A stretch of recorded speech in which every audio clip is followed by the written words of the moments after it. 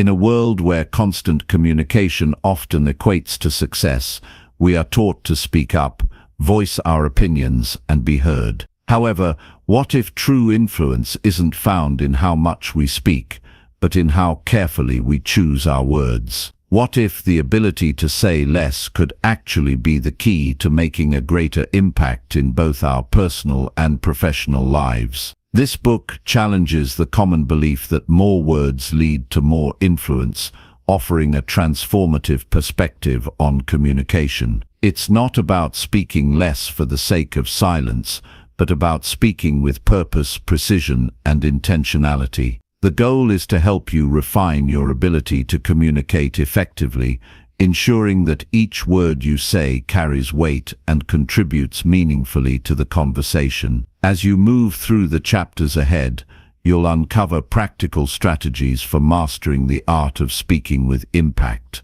You'll learn how to control the urge to fill silence, how to choose your words strategically, and how to make a stronger impression in meetings, conversations, and emails. The insights shared here will empower you to express yourself more confidently, allowing you to communicate with clarity and influence, without the need for excessive explanation or unnecessary elaboration. By the end of this journey, you'll understand that the true power of communication lies not in quantity, but in quality. When you master the art of speaking less, you'll find that the respect, attention, and influence you desire are not only attainable, they're within your grasp. This is a new approach to communication, one that focuses on what really matters and teaches you how to make every word count. Chapter 1. Why talking too much is weakness, not strength. Talking too much can often feel like the right thing to do. It gives the illusion of control, intelligence, and confidence. But the truth is, excessive talking usually has the opposite effect. It can make you appear insecure, dilute the power of your words, and cause people to tune you out. Many of the most respected and influential individuals are those who speak with purpose, knowing that the fewer words they use, the more impact they have. Imagine being in a room where one person dominates the conversation, constantly sharing their thoughts without giving others a chance to speak. Over time, their words lose value, and people start disengaging. On the other hand, when someone speaks rarely but with precision, people listen intently. Their words hold weight because they are not thrown around carelessly. The most effective communicators understand that power lies not in the quantity of words, but in their quality and delivery. Silence can be uncomfortable, but it is also one of the most powerful tools in communication. When used intentionally, it allows space for thought and encourages others to contribute. Many people fear silence and try to fill it with unnecessary words, thinking it will keep the conversation going. In reality, pausing before speaking makes you appear more confident and gives your words greater meaning. It shows that you are thoughtful, measured, and deliberate in your approach. There is an old saying that knowledge speaks, but wisdom listens. People who are truly knowledgeable do not feel the need to prove themselves by constantly talking. Instead, they listen, absorb information, and only speak when they have something valuable to add. This makes their words more impactful and increases their credibility. Those who talk excessively often reveal too much,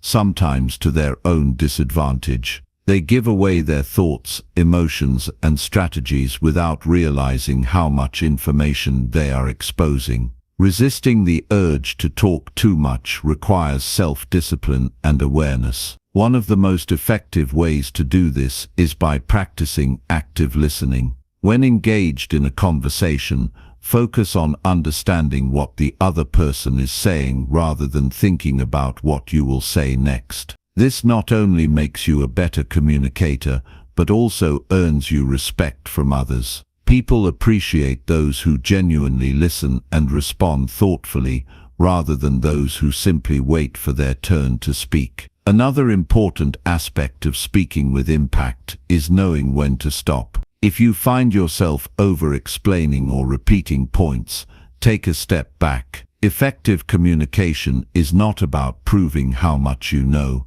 but about delivering your message clearly and concisely. When you keep your words precise and to the point, you leave a lasting impression rather than overwhelming people with excessive details.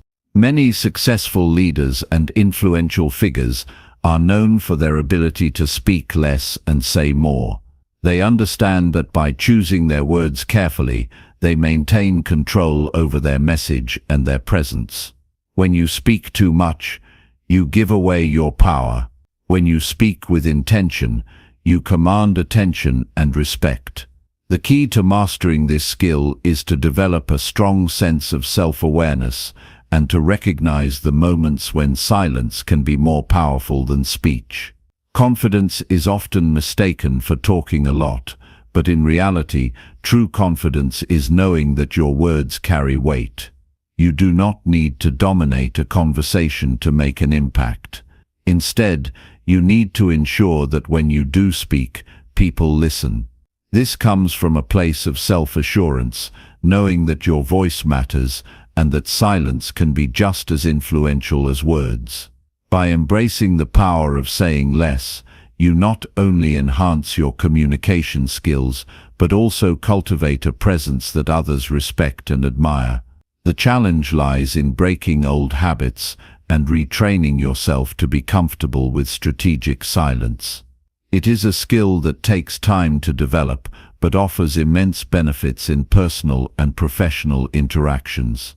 The more you practice speaking with purpose, the more natural it becomes. Soon you will notice how people start paying more attention when you speak, how your words become more memorable, and how your influence grows. The ability to say less and mean more is one of the most powerful tools you can develop, and it is within your reach. Chapter 2. Speak less, earn more respect. In every interaction, there's an invisible exchange taking place. It's not just about the words you speak, it's about how those words shape the way others see you. Too often, people think that the more they talk, the more respect they will earn. They believe that if they can speak confidently, offer more ideas, and always have something to say, others will see them as powerful or important. But in reality, it's the opposite. Talking too much can actually diminish the respect others have for you, while speaking less can increase it. In every conversation, your presence and the way you communicate speak volumes, even more than the words you choose. People are naturally drawn to those who have the discipline to hold back and speak only when it truly matters. This doesn't mean remaining silent all the time. It means recognizing the value of every word and understanding that true strength lies not in the ability to talk, but in the ability to listen, observe, and speak with purpose. It's easy to be the one who fills the silence, who is always ready with an answer or an opinion. But in doing so, we may miss an opportunity to be perceived as thoughtful, calm, and deliberate. The more you speak, the more you expose yourself, sometimes in ways that don't reflect your true intentions or capabilities. On the other hand, when you speak less and choose your words carefully, you show that you are in control, that you have mastered the art of communication, and in turn, that you are someone who deserves respect. Think about the people you admire most. Chances are, they aren't the ones who dominate every conversation with their own voice.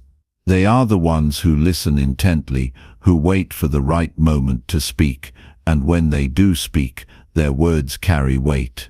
There's a depth to their presence. They don't need to say much, because their words are always chosen with intention. This is the mark of someone who commands respect. Respect isn't earned by how loud you speak, or how frequently you contribute. It's earned by how much you value the space around you, by how much you make others feel seen and heard, and by how you make your words count. When you give others the chance to express themselves, you're showing that you value their opinions. When you speak less, you create room for those around you to rise. People appreciate being listened to, and in turn, they respect those who know how to listen. Imagine walking into a room full of people where one person is constantly talking, jumping from topic to topic, unable to stop themselves from filling every moment with their own voice. Now picture someone else in that room, someone who speaks only when they have something important to add, who carefully considers their words before speaking, and who doesn't feel the need to fill every silence. Which person do you gravitate toward? Which one do you trust more? The answer is clear. The person who speaks less is the one who stands out, who commands attention, and who earns respect. This isn't just a theory. It's something that can be seen in action every day. People who speak less and listen more are often the ones who lead with influence, who make decisions that carry weight, and whose opinions others value. Their words are seen as more precious because they aren't wasted. They don't speak just for the sake of speaking. When they do speak, it's with clarity and purpose, and this gives their words a kind of gravitas that others can't ignore. The person who talks too much, on the other hand, risks diluting their own message. When words are abundant, they lose their impact. Think about the last time someone spoke for an extended period without saying anything of real substance. You likely tuned out, didn't you? The more they talked, the less you listened. This happens because people inherently understand that words have value. When someone speaks too often, their words begin to lose that value. People start to assume that they're just filling the space, not contributing anything meaningful. This doesn't mean that silence is always the best option. There's a time to speak and a time to listen, and knowing the difference is key.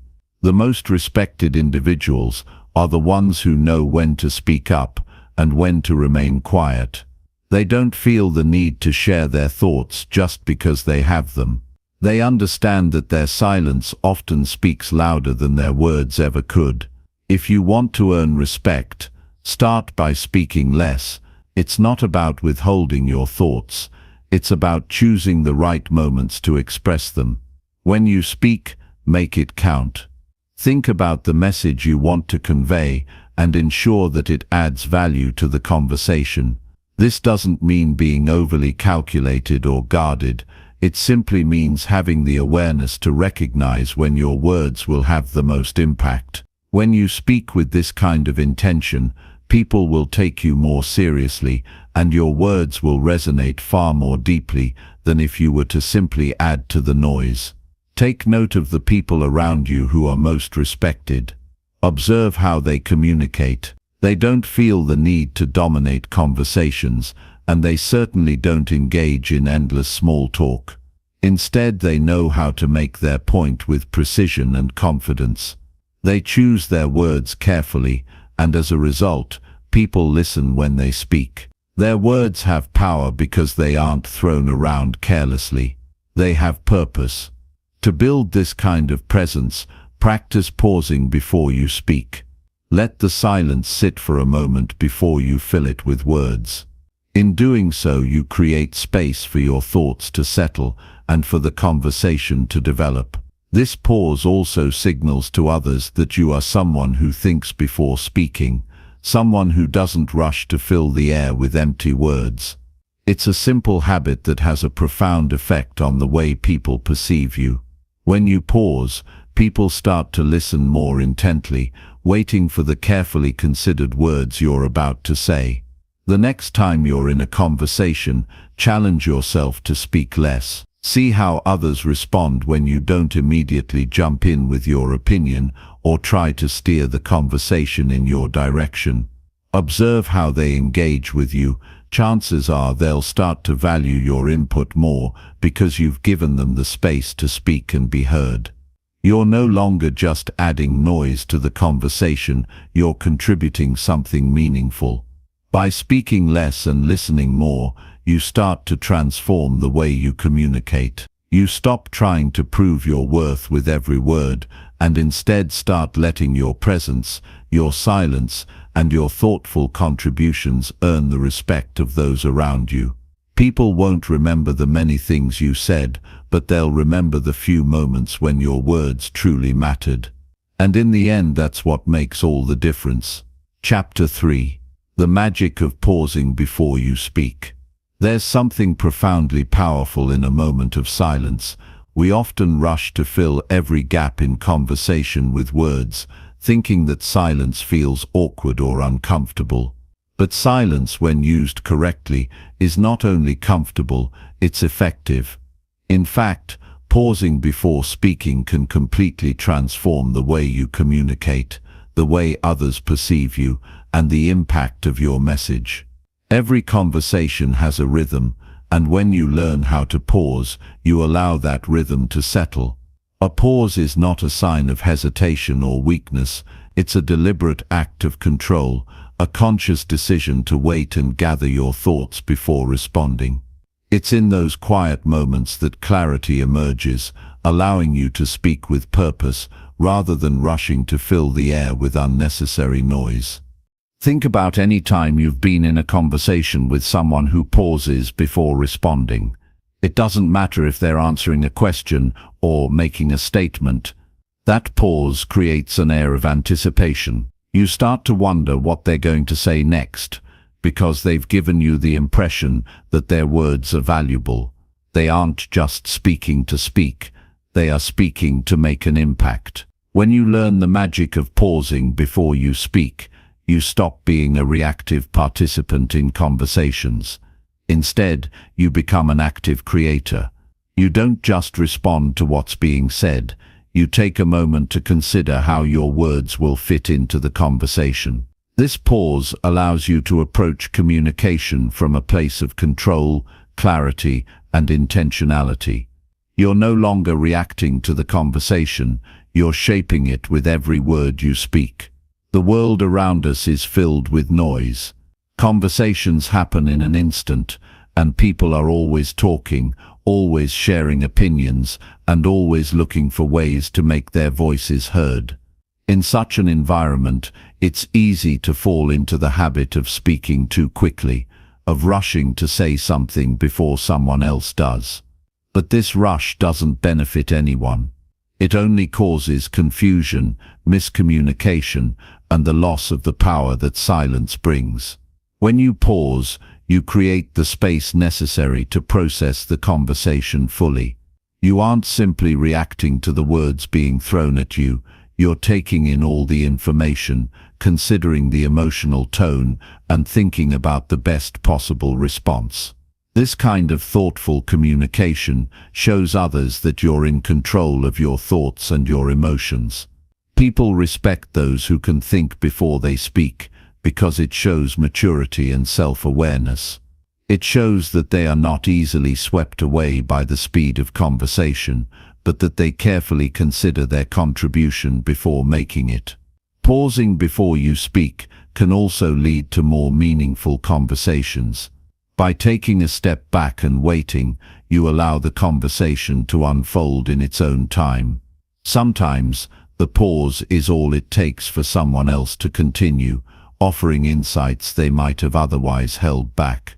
This simple act of waiting can deepen a conversation, allowing ideas to emerge that might have been missed in the rush to respond. This principle applies in everyday situations, whether you're speaking with a friend, discussing something important with a colleague, or engaging in a heated debate. In each case, taking a moment to pause can change the dynamic of the exchange. You'll find that your words have more weight, and that people are more likely to listen to you when they sense that you're not just filling the air with idle chatter. They will begin to respect the quiet moments in your conversations, knowing that it's in those moments that you gather your thoughts and craft a response that truly matters. The pause also has an emotional effect. When you take a beat before speaking, it sends a message that you are not easily swayed by emotions or the pressure to respond.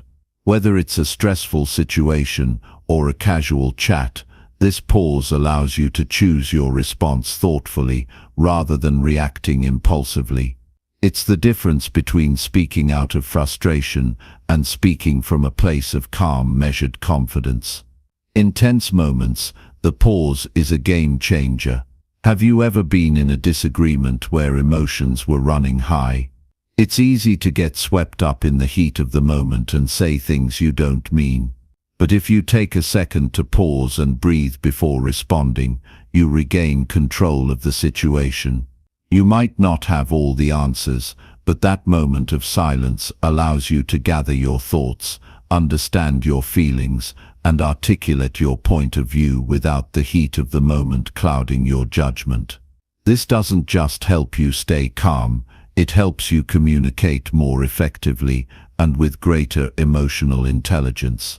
Sometimes we think that speaking immediately will help us appear more knowledgeable, more confident, or more engaged in the conversation. But the truth is that speaking too quickly often comes across as rushed or unfocused.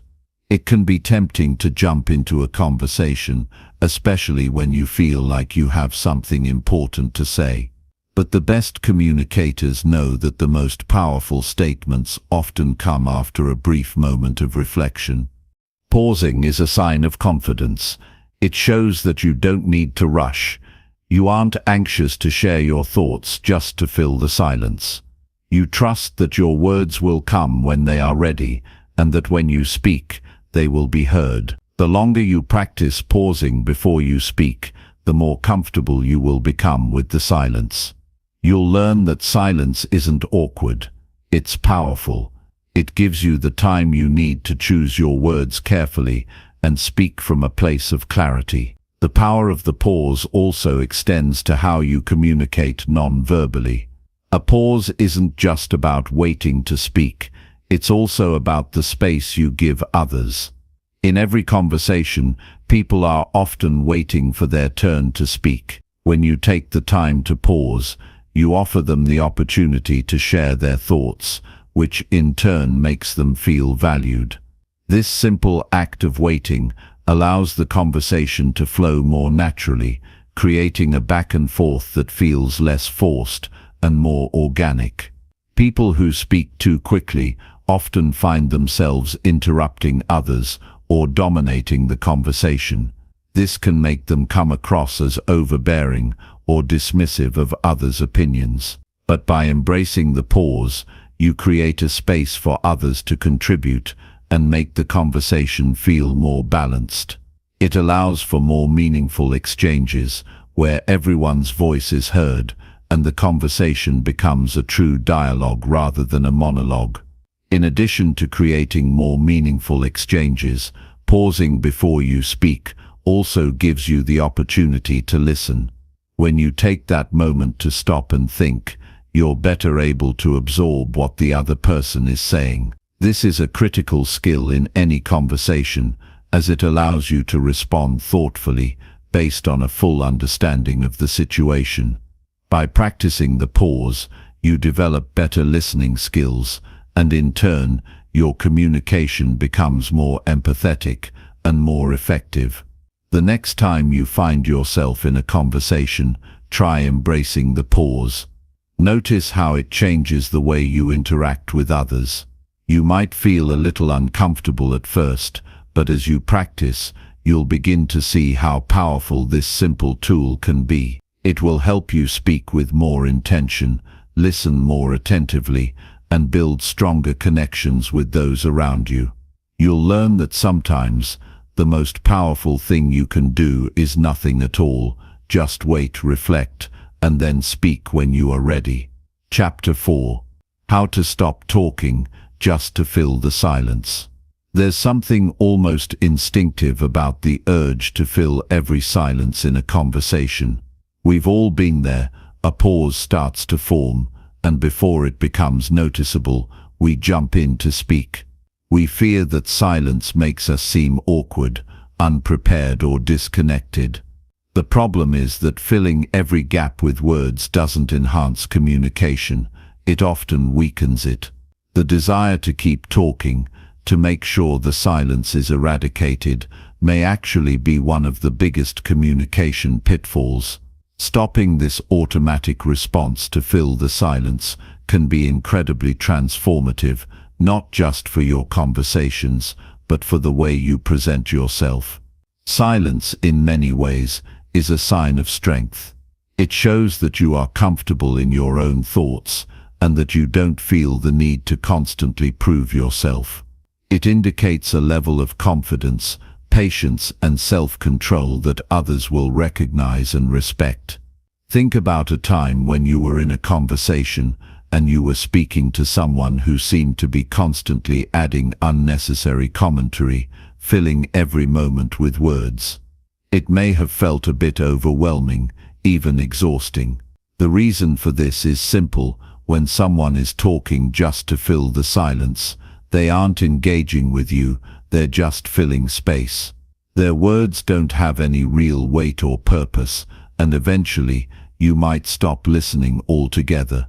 Now contrast that with someone who is comfortable with silence. They're not afraid of letting the conversation breathe, letting the moment settle. When they do speak, it feels more meaningful, because it's clear that their words aren't just tossed out into the conversation, they are carefully chosen. There's a quiet confidence in their ability to let a moment pass without speaking, and that confidence makes their words land with much more impact. You might think that if you aren't constantly talking, you'll be seen as disengaged or uninterested.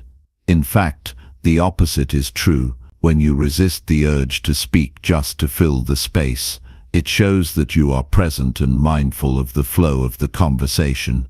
It shows that you're fully absorbing what the other person is saying, and when it's your turn to speak, you have something meaningful to offer.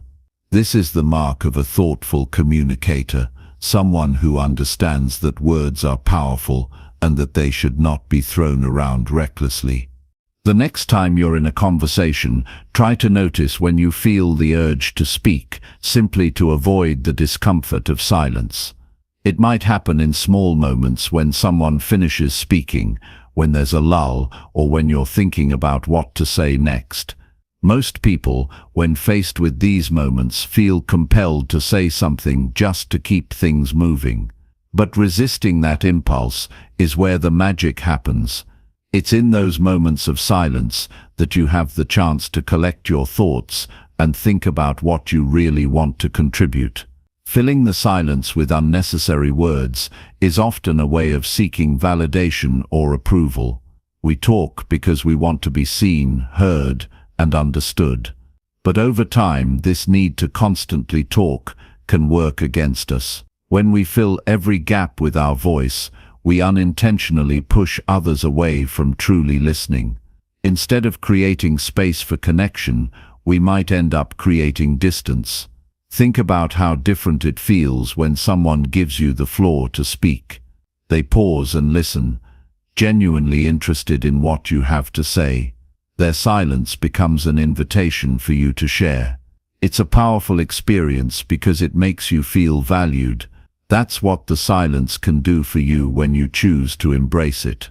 It invites people into the conversation. It makes others feel that their words are just as important as yours, and this sense of mutual respect is key to building stronger, more meaningful relationships.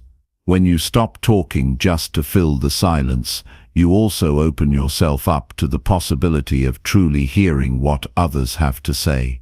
Many times, the best ideas and insights come not from what you say, but from what you allow others to express. The longer you wait before speaking, the more likely you are to hear something valuable that might have gone unnoticed if you'd been talking over the other person. This kind of active listening allows you to connect with people in a deeper way, making your conversations not just about exchanging words, but about truly understanding one another. It's important to remember that silence is not the same as disengagement. There's a big difference between being quiet because you're lost in your thoughts and being quiet because you're simply not interested. When you embrace silence in conversations, it signals to others that you are fully present, You're not trying to rush the exchange or force your thoughts into the conversation. Instead, you're listening, reflecting, and offering a response that is thoughtful and relevant. Sometimes, the silence is what gives the conversation its power. It's the space between your words that makes what you say next more meaningful. When you speak after allowing the silence to stretch for a moment, your words carry more weight. People will be listening more intently, not only because you've created the space for them to focus, but also because they recognize that you aren't speaking just for the sake of speaking. There's a wisdom that comes with silence. When you're comfortable with silence, you show that you are in control of your thoughts and your reactions. You don't feel the need to rush, to cover every moment with words, or to express every passing thought. You become more deliberate, more measured in how you communicate. This kind of self-control is something that others will notice, respect, and begin to admire. The next time you're in a situation where you might normally feel the urge to fill the silence, try to pause instead. Allow yourself a moment to think, to breathe, and to really listen. Resist the temptation to speak just for the sake of it. In doing so, you'll not only become a more effective communicator, but you'll also begin to notice how much more you can learn from others. You'll also find that the quality of your contributions to the conversation will improve because they will come from a place of thoughtfulness, reflection, and genuine connection. Silence isn't a void, it's a space of potential. It's a tool that, when used correctly, enhances communication and deepens relationships.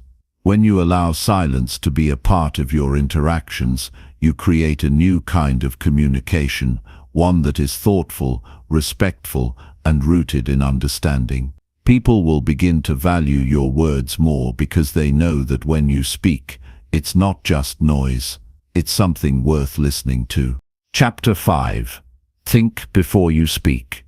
You've probably had moments when you spoke without really thinking first, moments where your words just spilled out.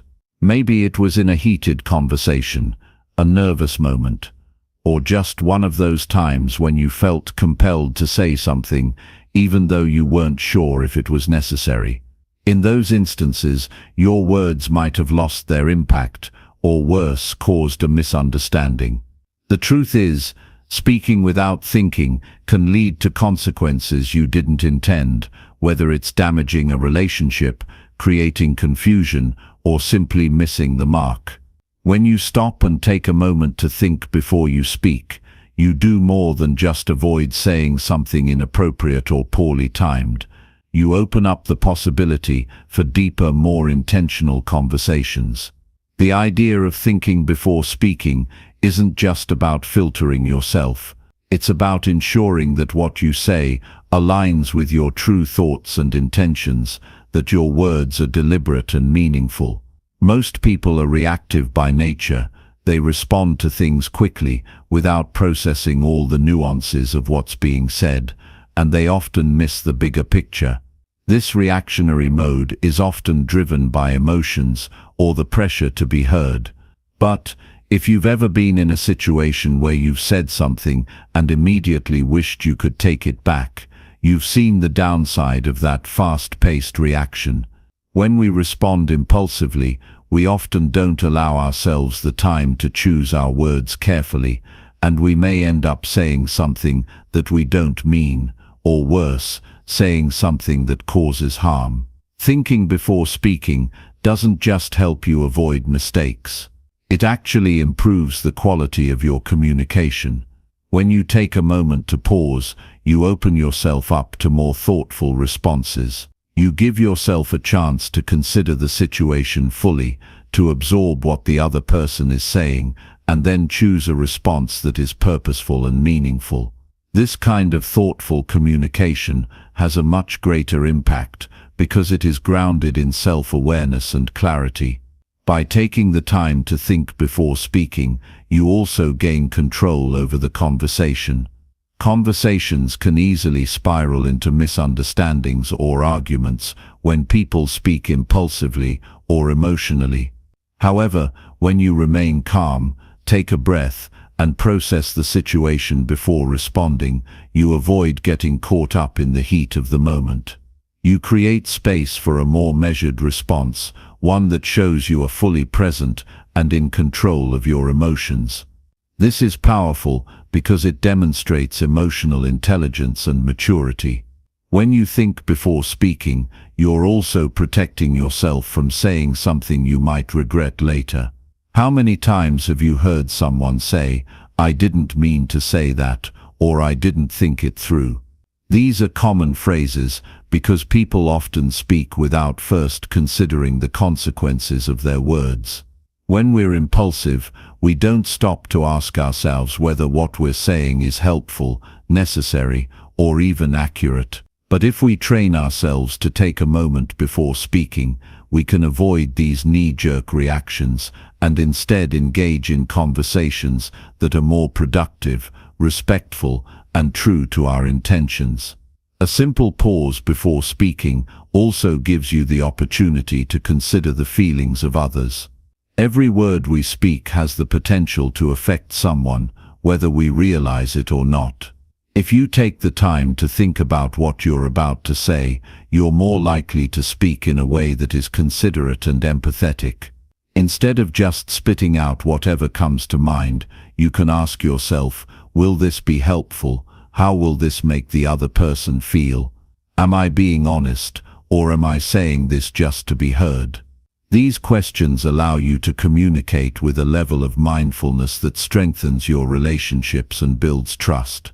This habit of thinking before speaking also helps you avoid misunderstandings. When you rush to respond, you may miss critical details in the conversation, leading to responses that don't address the real issue. By taking time to process what's been said, you ensure that your words are relevant and on point. The more you practice this, the more naturally it will come to you. You'll find yourself giving more thoughtful responses that show you are actively listening and engaged in the conversation. Being a good communicator isn't just about having the right words to say. It's also about knowing when to speak and when to listen. Taking a moment to think before you respond is as much about being a good listener as it is about choosing the right words. It allows you to absorb the full context of the conversation, to understand the emotions behind the words, and to make sure your response is aligned with what's truly important. This way, your words come from a place of understanding, not assumption or quick judgment. In a world where speed is often valued over thoughtfulness, taking time to reflect before speaking might seem like a luxury. But the truth is, this pause isn't a waste of time. It's an investment in your communication. It's an investment in deeper connections, in creating conversations that are not just about exchanging words, but about understanding one another at a deeper level. The more you practice thinking before speaking, the more you'll notice that your words carry more weight, your conversations are more fulfilling, and your relationships are strengthened. Thinking before speaking also means recognizing that silence is an important part of the conversation. It's not about filling every second with words. It's about creating space for your thoughts to settle, for the other person to speak, and for a more balanced dialogue to emerge. Many of the most effective communicators are those who speak less but say more. They understand the power of silence, the importance of timing, and the value of thoughtful, well-crafted responses. In practice, thinking before speaking doesn't have to be a long, drawn-out process. It's not about overthinking everything you say, but about giving yourself a moment to assess the situation and decide how best to engage. If you're in a conversation and something unexpected comes up, rather than immediately reacting, take a brief pause. Use that moment to assess the context, understand the emotions involved, and decide how your response can add value. This slight delay in speaking can be the difference between a productive exchange and a conflict. The more you practice this habit of thinking before speaking, the more natural it will feel. Over time, it will become second nature to pause and reflect before offering your thoughts. You'll begin to notice that your words have more impact because they come from a place of clarity and intention. You'll find yourself engaging in deeper, more meaningful conversations that leave both you and the other person feeling understood and respected. Mastering the art of thinking before speaking isn't just a way to improve your communication skills, it's a way to improve your relationships, your self-awareness, and your ability to navigate the complexities of life. It's a skill that will serve you in every situation, whether it's a casual chat with a friend, a work-related discussion, or a challenging conversation with a loved one. When you learn to pause, think, and then speak, you become a more effective communicator, a more thoughtful person, and a better listener. And in turn, you create conversations that matter. Conversations that build understanding, create connection, and foster trust. And all of that starts with a simple pause before you speak. Chapter 6. Cut the fluff, get to the point faster. There's something truly freeing about getting to the point quickly in a conversation, especially when it's done in a way that feels natural and deliberate. Too often, we fall into the trap of adding unnecessary details, throwing in extra words that don't really add value. It's like clutter, words that don't need to be there, but we feel compelled to use them anyway.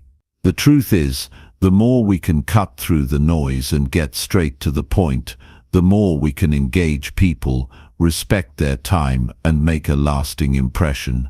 The ability to get to the point quickly isn't just about being concise, it's about being effective.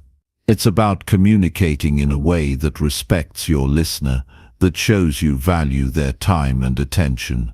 Think about the conversations that stick with you, the ones where someone has an idea or a point to make, and they don't hesitate. They deliver it clearly and confidently, without the excess. These conversations are memorable because they feel sharp, direct, and purposeful. On the other hand, consider how it feels when someone starts speaking and continues on and on, circling around the main point. It can be frustrating, right? You start losing interest, your attention drifts, and eventually it becomes a chore to stay engaged. It's easy to get lost in the weeds, and before you know it, you've tuned out, missing the main message entirely.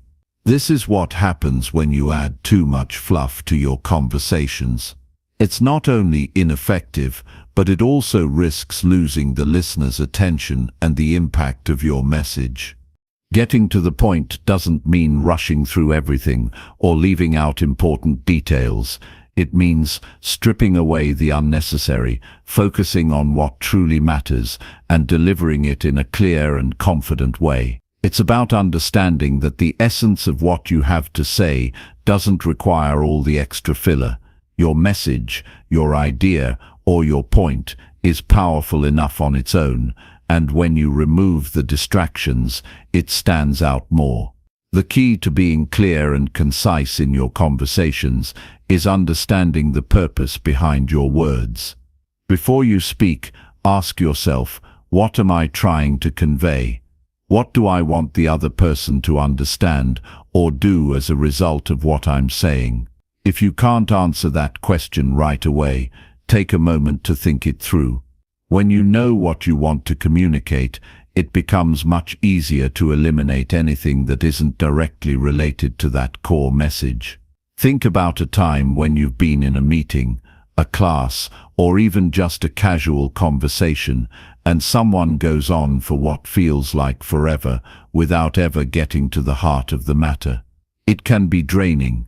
The person may have valuable insights, but by the time they reach their point, most of the audience has checked out.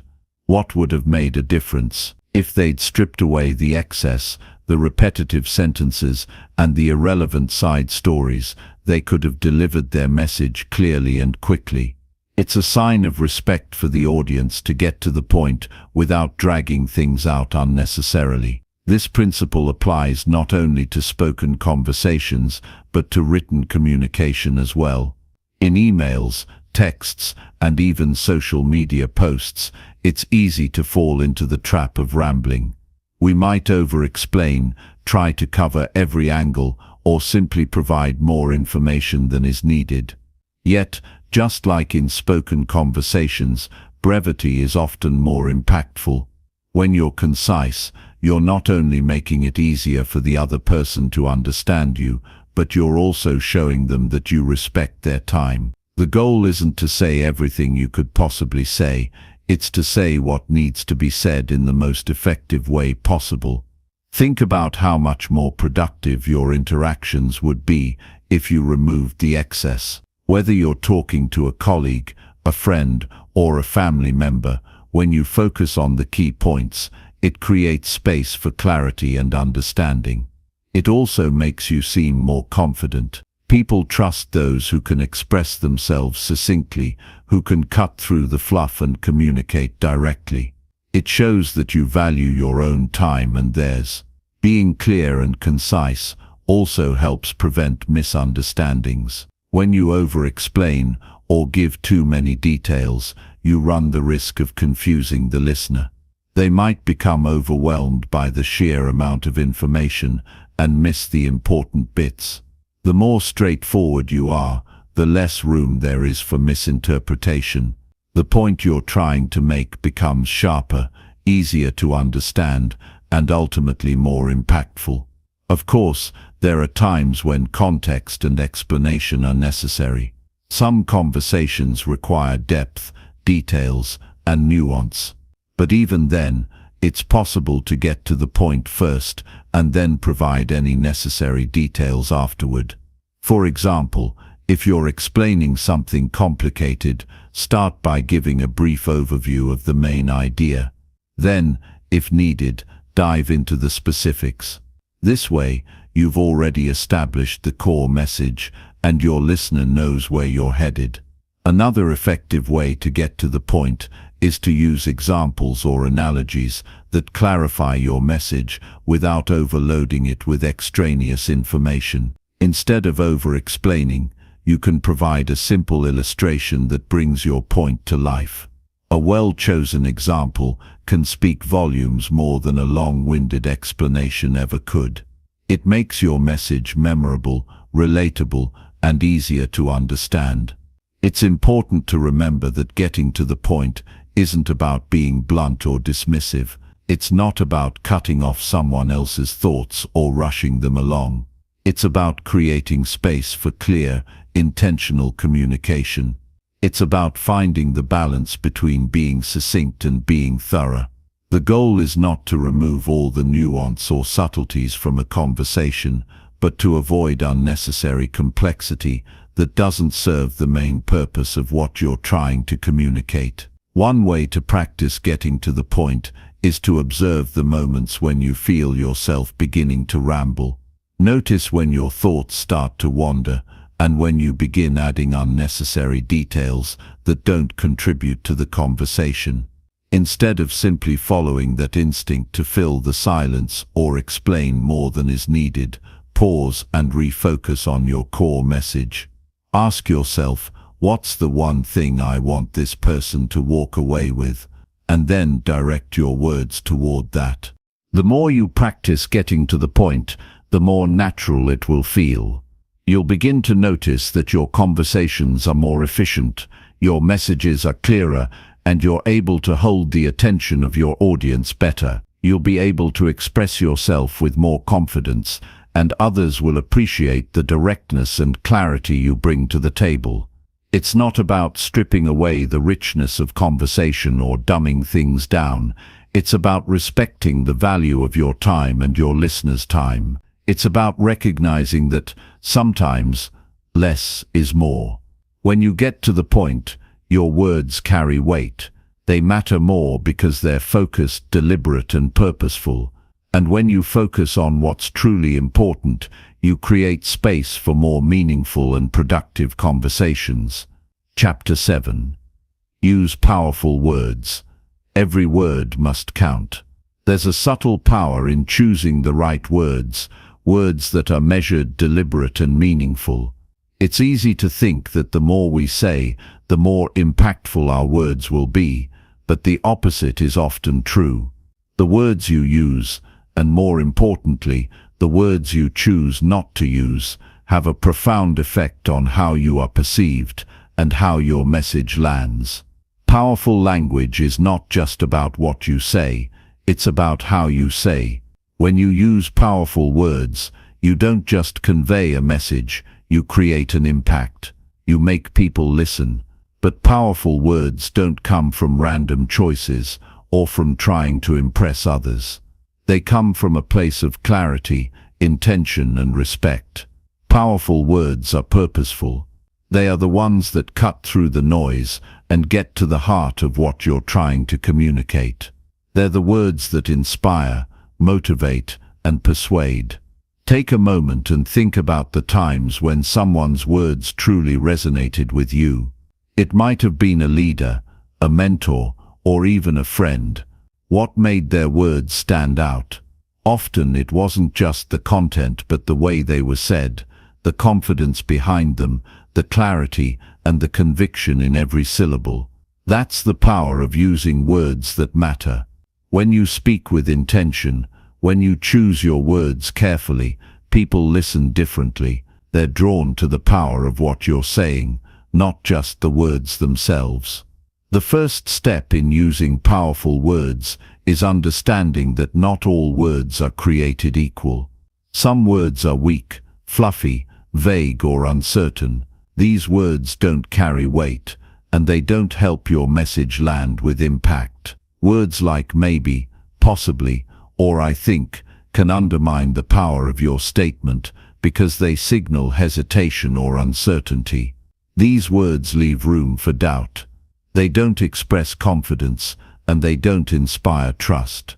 On the other hand, words like I will, I know, and I believe convey certainty and conviction. They make it clear that you're not just speaking off the cuff. You've thought about what you're saying, and you're willing to stand behind it. When you speak with certainty, people take you seriously. They trust that you're not just filling the air with empty words. They trust that you know what you're talking about, and that your words are worth listening to. But powerful words aren't just about exuding confidence, they're also about precision. Every word you say should serve a specific purpose. It should add value to the conversation. This means you need to be intentional with your language. Instead of using general, imprecise terms, get specific. Instead of saying, we need to improve the process, say we need to streamline the process to eliminate delays and increase efficiency. The more precise you are with your language, the more powerful your message becomes. Powerful words also have the ability to evoke emotion. Think about the difference between a simple statement and one that stirs something inside you. Words like change, freedom, hope, and courage have the ability to inspire action because they tap into something deeper, our values, our desires, our beliefs. When you choose words that resonate emotionally, you create a connection with your audience. You don't just convey information, you stir something in them, you inspire them to act, to think differently, or to feel empowered. This emotional connection is particularly important when you want to persuade or influence others. The best communicators don't just present facts or ideas, they speak to the heart. They use words that paint a picture, words that create vivid imagery and spark imagination. They speak in a way that makes their audience feel something, and that emotional reaction drives action. But it's not just about choosing powerful words in the moment. It's about building a vocabulary that consistently reflects strength, purpose, and clarity. The more you consciously choose words that are intentional, precise, and emotionally resonant, the more natural it will become to communicate with power. Over time, you'll find that your language transforms. You'll naturally begin to speak with more authority and confidence because you've been training yourself to choose your words carefully. Another key to using powerful words is being mindful of their tone and delivery. The best words, when spoken without conviction, lose their impact. You could have the most powerful sentence in the world, but if you deliver it with hesitation or uncertainty, it won't land. It's not just about the words themselves, but about how you say them. When you speak with a steady, confident tone, when your words come from a place of belief, you make an impact. Your audience feels your certainty, and that draws them in. The power of words also comes from knowing when to use them and when to hold back. Sometimes, less is more. Powerful words don't need to be used in every sentence. In fact, the more you speak, the less weight each word carries. Think about the people who have mastered the art of using powerful words. They don't speak often, but when they do, their words have a weight that commands attention. This isn't just a matter of being concise, it's about being deliberate. When you know that what you say matters, you don't waste your words. You don't speak just to fill silence. You speak when you have something valuable to contribute.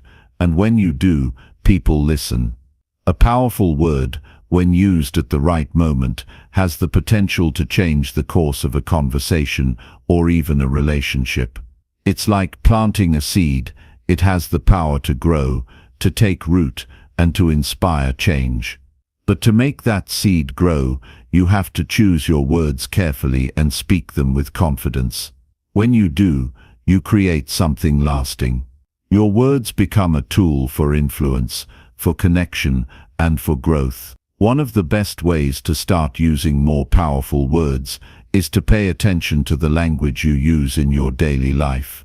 Listen to the words you speak and notice when they're weak or hesitant. Notice when you fall into the trap of using filler words or vague language. And then make a conscious effort to replace them with words that reflect confidence, clarity, and purpose.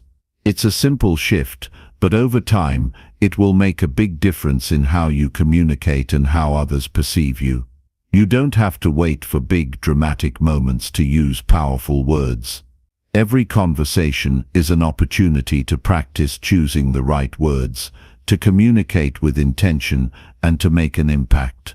Whether you're giving a presentation, having a casual chat with a friend, or sending an email, you have the power to choose words that will resonate. And the more you practice, the more natural it will feel. The next time you speak, remember that words are not just words, they're tools. They have the power to influence, to inspire, and to create change. So choose them wisely.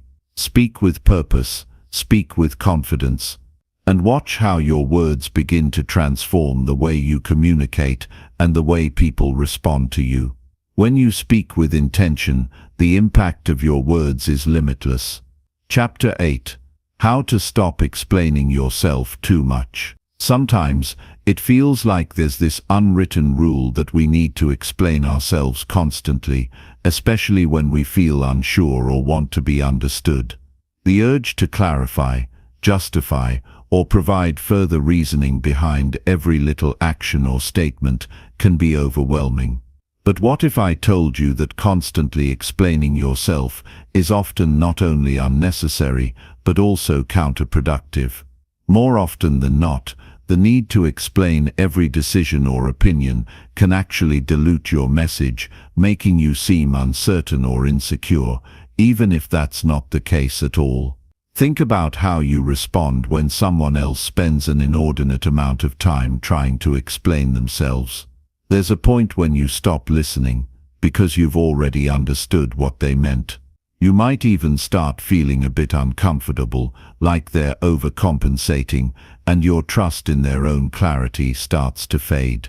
That constant need to explain, while often rooted in the desire to ensure understanding, can have the opposite effect. It's a simple fact that when you over-explain, you leave space for doubt, not only in the minds of others but in your own. One of the most effective ways to avoid unnecessary explanations is to develop the confidence to let your words stand on their own. This doesn't mean you should avoid explaining yourself altogether, but rather that you should recognize when explanations are redundant or even self-defeating. When you're clear on your stance, your ideas, or your decisions, you don't need to pad them with excessive justification. Sometimes, brevity and directness speak louder than pages of explanation. Part of this comes down to understanding why we feel the need to explain ourselves. More often than not, it stems from a fear of judgment or rejection. When we offer too much explanation, it's because we want to cover every possible angle, hoping to preempt any misunderstandings or criticisms. We want to make sure we've accounted for every possibility, leaving nothing to chance. But here's the reality. People aren't always looking for that level of detail. They trust that you've made your decision for a reason, and the more you explain, the more it might seem like you're second-guessing yourself. Consider a situation where you've made a decision, say at work or in your personal life. Instead of simply stating your position, you feel the need to justify it with a long list of reasons. You start explaining all the thought processes that led you there, all the considerations you took into account, and all the potential consequences you've already thought through. But at some point, you might notice that the other person is just nodding politely, and the more you talk, the more they start to tune out. This is a clear sign that you've over-explained, and the impact of your decision starts to fade because it's buried under too many details. This is especially common in professional environments where people might feel like they need to over-explain their actions to gain approval or avoid criticism. The reality is, over-explaining often makes you look less confident, even if your intentions are the opposite. People respect those who can make a decision and stand by it without feeling the need to justify it endlessly.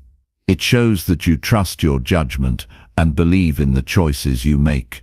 When you stop over-explaining, you also stop leaving room for unnecessary debate. Often when we feel the need to justify ourselves, it opens up space for others to challenge our decisions. They see your uncertainty and feel encouraged to offer their opinions or corrections. When you're clear and concise, you remove that opportunity for anyone to undermine your position. You're not asking for validation or approval, you're simply stating what you believe to be true, and that's powerful. To break the habit of over-explaining, you first need to become aware of when you're doing it. Pay attention to the moments when you feel that instinct to keep justifying yourself. Notice how you react when someone challenges you or questions your ideas. Do you feel the need to give a long list of reasons to back up what you've said? If so, pause for a moment. Recognize that you don't have to fill the silence with explanation. If you've already made your point, let it stand on its own. It also helps to remind yourself that the people you're talking to trust that you have valid reasons for your decisions, even if they don't fully understand them right away. Your confidence in your choices will often speak louder than any explanation ever could. The more you resist the urge to over-explain, the more people will respect your ability to make decisions and stand by them. Your words will have more impact because they won't be buried under layers of unnecessary justification. Another key element in avoiding over-explanation is learning how to embrace silence. Often we feel the need to explain ourselves because we fear the awkwardness that silence brings. We want to fill the space with more words, more details, more justifications to ensure the conversation doesn't stall. But silence can be powerful. It allows the other person to think and process what you've said. It allows them to respond more thoughtfully, instead of just reacting to the constant stream of words. The more you embrace the silence, the less pressure you'll feel to fill it, and the more room there will be for meaningful exchange. Additionally, over-explaining can sometimes stem from a desire to be understood or liked.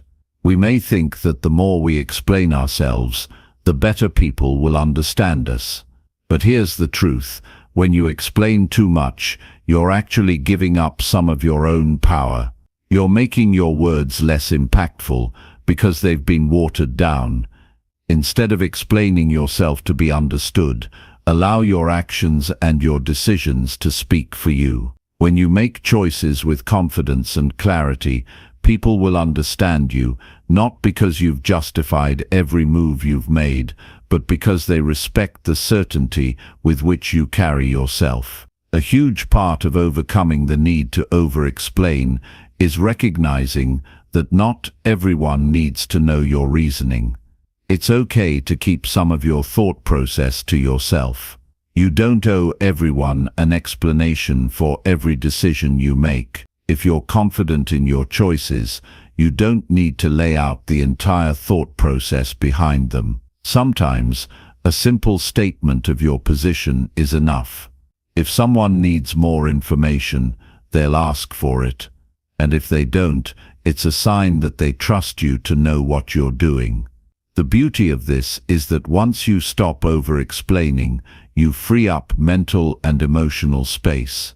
You stop putting so much energy into defending yourself and start putting that energy into creating, acting, and moving forward. The more you practice this, the more your confidence will grow and the less you'll feel the need to justify your choices. This is a key part of developing a more powerful way of communicating, one where your words carry weight because they're intentional, clear, and unburdened by unnecessary justification. So the next time you feel the urge to explain yourself, take a deep breath and remind yourself that you don't need to justify your decisions or actions. Stand tall in your choices and allow your words to speak for themselves. It's a small shift, but it can completely change the way you communicate and the way people see you. Instead of over-explaining, practice simply saying what you mean with confidence. The more you do this, the more your words will resonate with those around you. Chapter 9. How to make people listen when you speak. When it comes to speaking with impact, it's not just about what you say, it's about how you say it, and often when you say it. The real challenge is getting people to listen, and that's not as simple as just having the loudest voice or the most words. People don't listen because you talk. They listen because you make them want to. There's a level of influence you can achieve when you learn how to capture attention, hold it, and ensure that your message sticks. This is where the art of making people listen comes into play. First and foremost, it's important to recognize that listening is an active choice. People don't automatically listen to everyone who speaks. They're selective. They listen to those who offer value, clarity, and purpose. If your words don't stand out or grab attention, then they'll quickly drift away. That's why speaking with impact isn't just about being heard, it's about making your words count. It's about making sure that the moment you speak, others can't help but listen. One of the most effective ways to make people listen is to show respect for their time and attention. People's attention is a valuable commodity, and when they give it to you, it's important not to waste it. One way to respect someone's attention is by being clear and concise. When you speak, make your words count. Don't just talk to fill the silence. When your words are intentional and to the point, they naturally carry more weight. It shows that you value the person you're speaking to and their time. When you don't waste their time with unnecessary fluff, they will appreciate your communication style and be more inclined to listen. Another powerful technique to get people to listen is to establish a sense of curiosity. People are naturally curious creatures. They like to know what's next, what's different, or what's new. When you speak, Make sure you're offering something that piques their curiosity. It could be a compelling story, an interesting fact, or a fresh perspective on something they've heard before. When you add an element of intrigue, it hooks your listener. They want to hear what's coming next. This doesn't mean you need to be overly dramatic or constantly try to amaze people with new ideas, but rather that you have to speak in a way that makes others want to hear more. Another key to making people listen is to speak with emotion and authenticity. There's something magnetic about people who speak from the heart. When you speak with passion, with genuine emotion behind your words, people can feel it. They connect with the sincerity of your message. It's easy to tune out someone who is speaking in a monotone, without energy or emotion.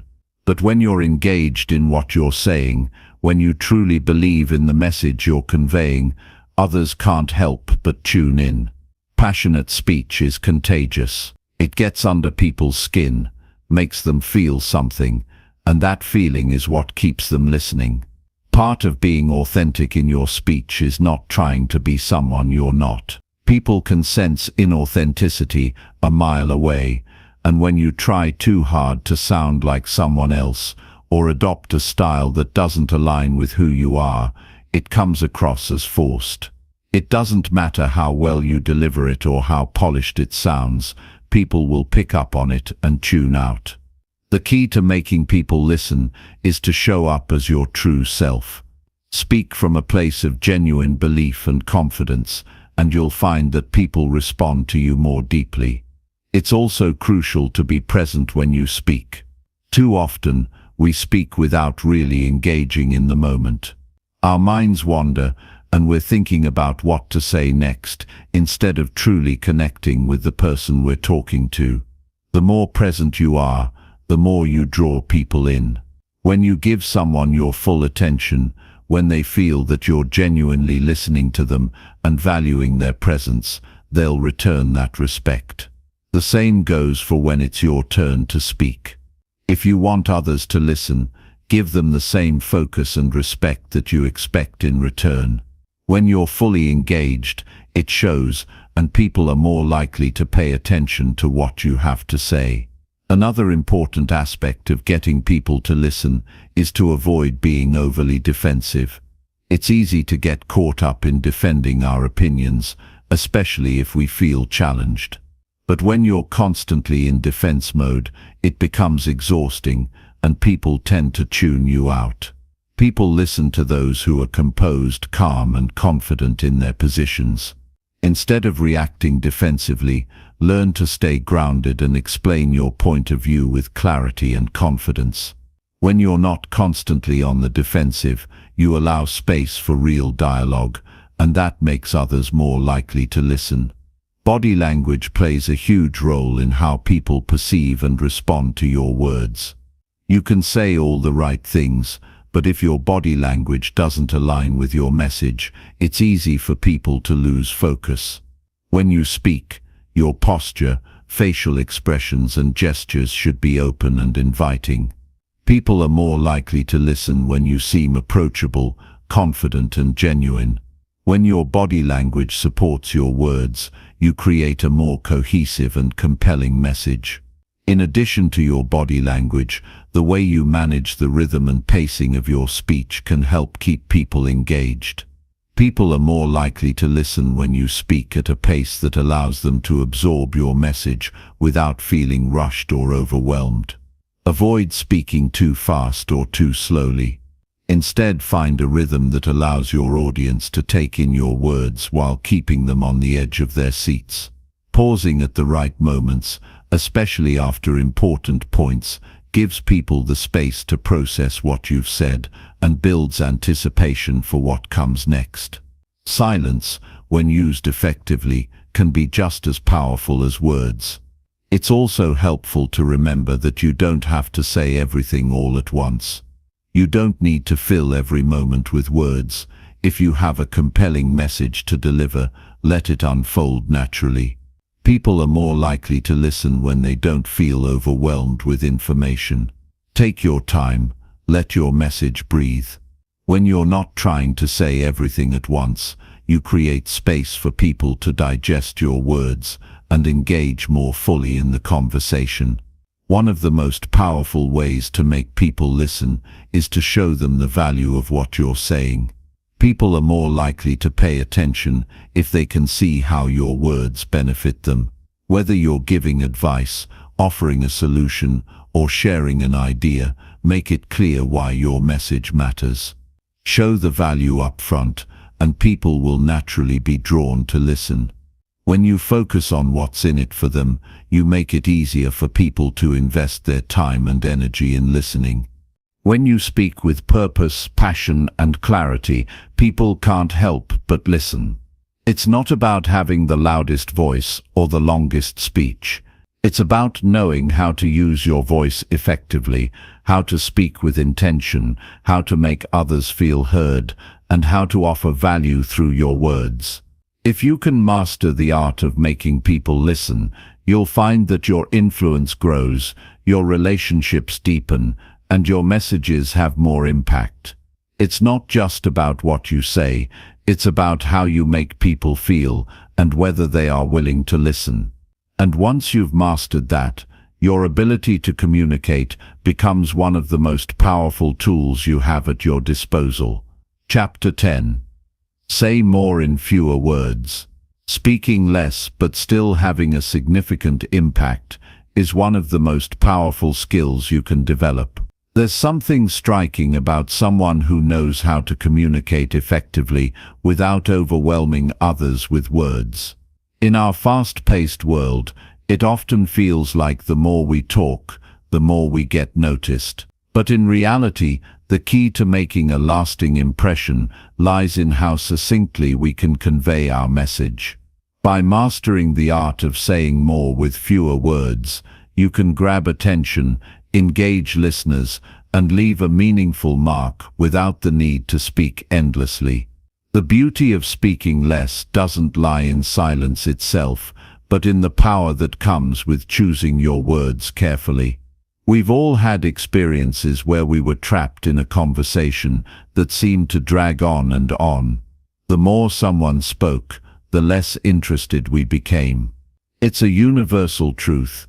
People's attention is a limited resource. It's easy to lose it if you're not mindful of how much you're saying and the way in which you say it. When you speak with purpose, when every word has intent, people notice. They listen because they realize that what you say matters. It's important to understand that speaking less isn't about withholding information. It's about providing only what's necessary and relevant. You don't need to explain everything in exhaustive detail. Instead, focus on the essence of what you want to communicate. When you cut through the noise and get straight to the point, your message becomes clearer. And clarity is something people crave. When they can quickly grasp the core of what you're saying, it allows them to process it, reflect on it, and remember it. Your message stays with them longer, and that's where the impact lies. One way to ensure your words land is to embrace the power of simplicity. Simplicity doesn't mean dumbing things down, it means refining your thoughts to their most essential form. Imagine you're holding a conversation with a friend. You're not speaking to impress them or to fill the space with chatter. Instead, you're engaging with them on a level where both of you can be present and understand each other fully. That's the kind of communication that sticks. If you can take complex ideas and distill them into a few straightforward sentences, your words will have far greater impact than if you were to ramble on, over-explaining, or adding unnecessary qualifiers. It's about recognizing that less truly is more. When you strip away the excess, what remains is stronger. This applies not only to the content of what you say, but also to the way you say it. In a world filled with noise and distractions, brevity is a breath of fresh air. People are constantly bombarded with information from all sides.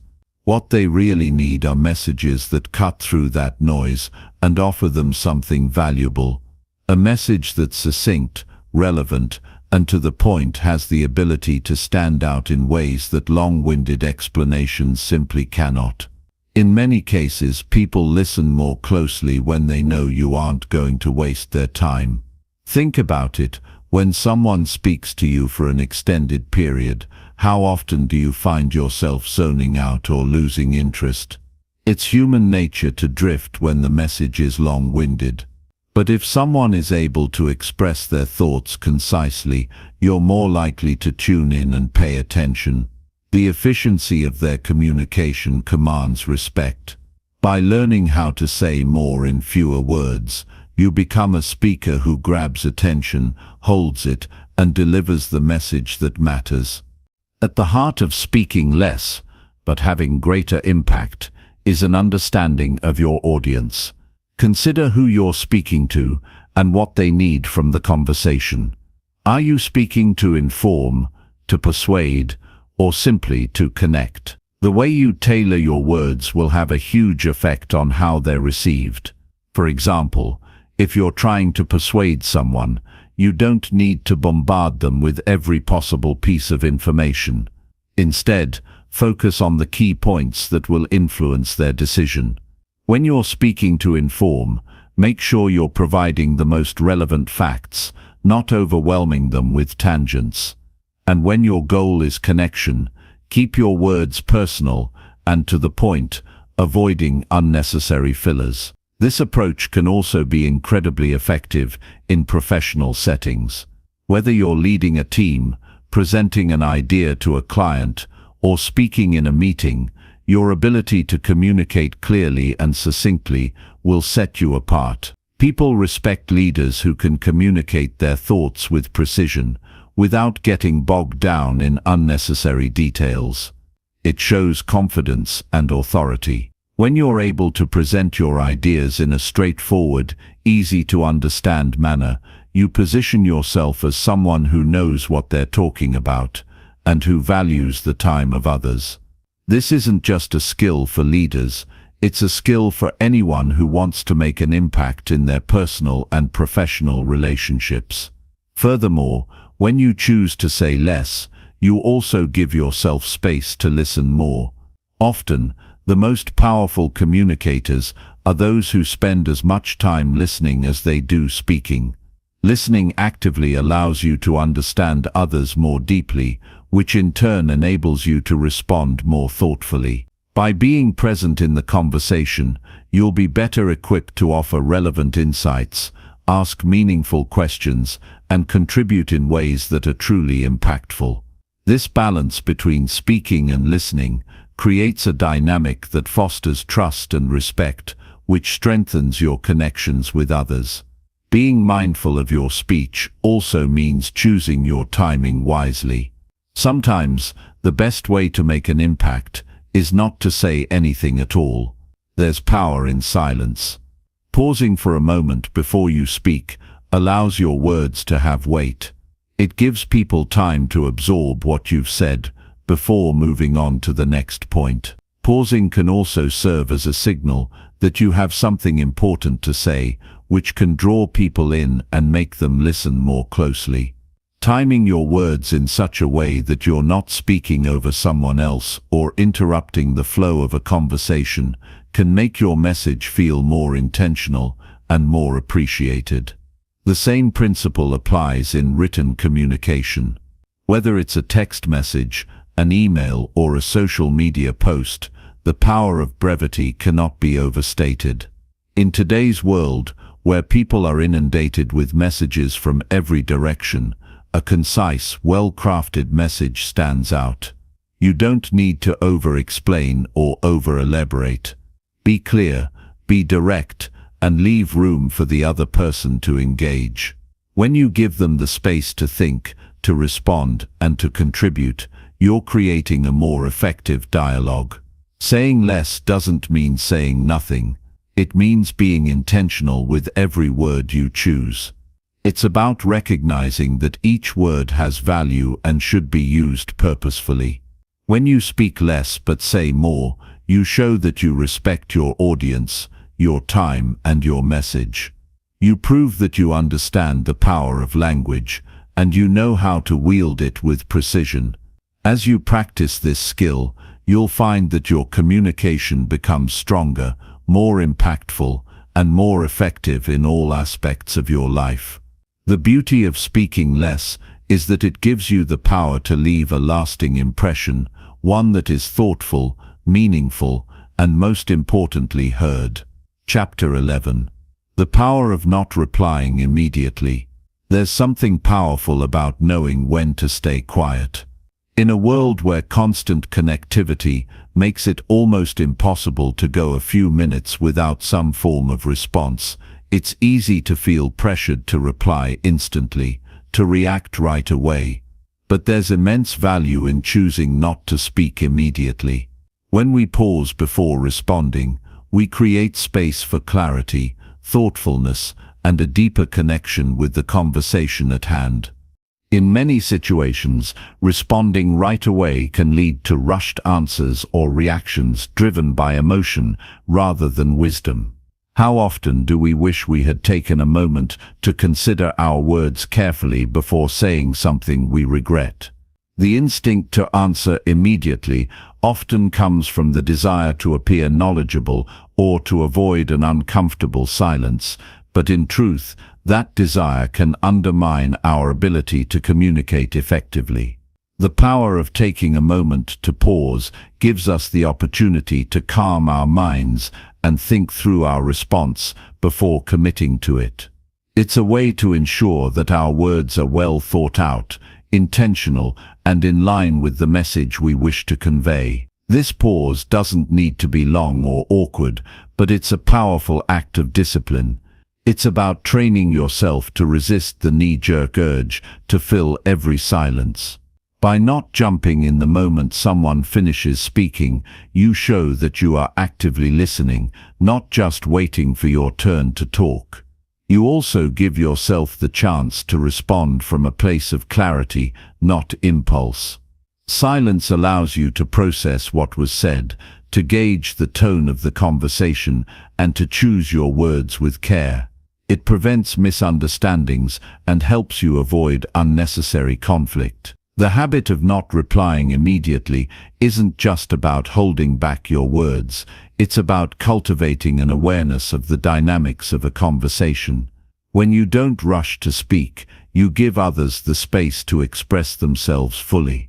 Sometimes people don't need an immediate answer, they need to be heard. By allowing a moment of silence to linger, you invite deeper reflection, both in yourself and in the person you're engaging with. This pause creates a space where more meaningful communication can take place, as it allows everyone involved to process and contribute thoughtfully. In difficult or emotionally charged conversations, the value of silence cannot be overstated. When emotions run high, it's easy for things to spiral out of control. Our minds race, and we feel the impulse to defend ourselves or react to what has been said. But responding immediately often exacerbates the situation. By taking a pause, you give yourself the chance to cool down, to put your emotions in check, and to approach the conversation with a clear mind. This moment of silence is not weakness. It's strength. It's an act of self-control, of maturity, and of emotional intelligence. Silence also gives the other person the opportunity to reflect. How often have we been caught in a conversation where we were rushing to get our point across, only to realize that we had missed an important detail or failed to consider the other person's perspective? When we don't reply right away, we allow the conversation to breathe, creating a space for greater understanding to emerge. Sometimes, a pause gives the other person the time they need to reconsider their own words, to realize something they hadn't initially thought through, or to provide you with a deeper explanation that enriches the conversation. This idea of the powerful pause extends beyond direct conversation. In meetings, whether at work or in personal settings, the same principle applies. When a question or comment is directed at you, rather than immediately blurting out a response, take a moment to collect your thoughts. This simple act communicates a sense of confidence and control.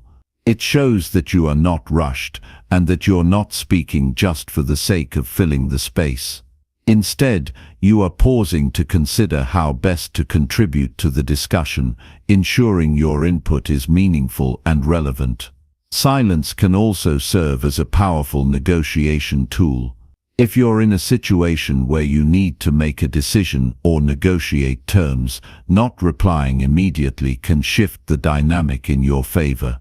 When you take a moment to pause, you show that you are weighing the options, not just agreeing to whatever is presented.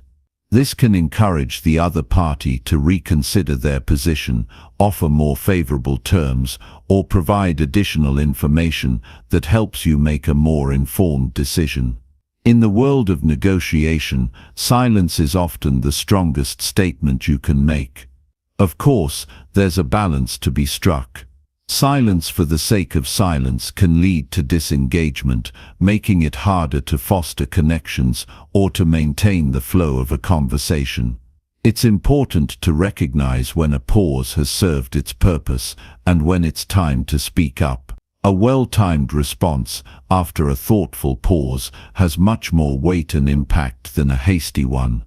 The key is to remain conscious of the rhythm of the conversation, to sense when your contribution is needed, and to have the discipline to wait for the right moment to speak.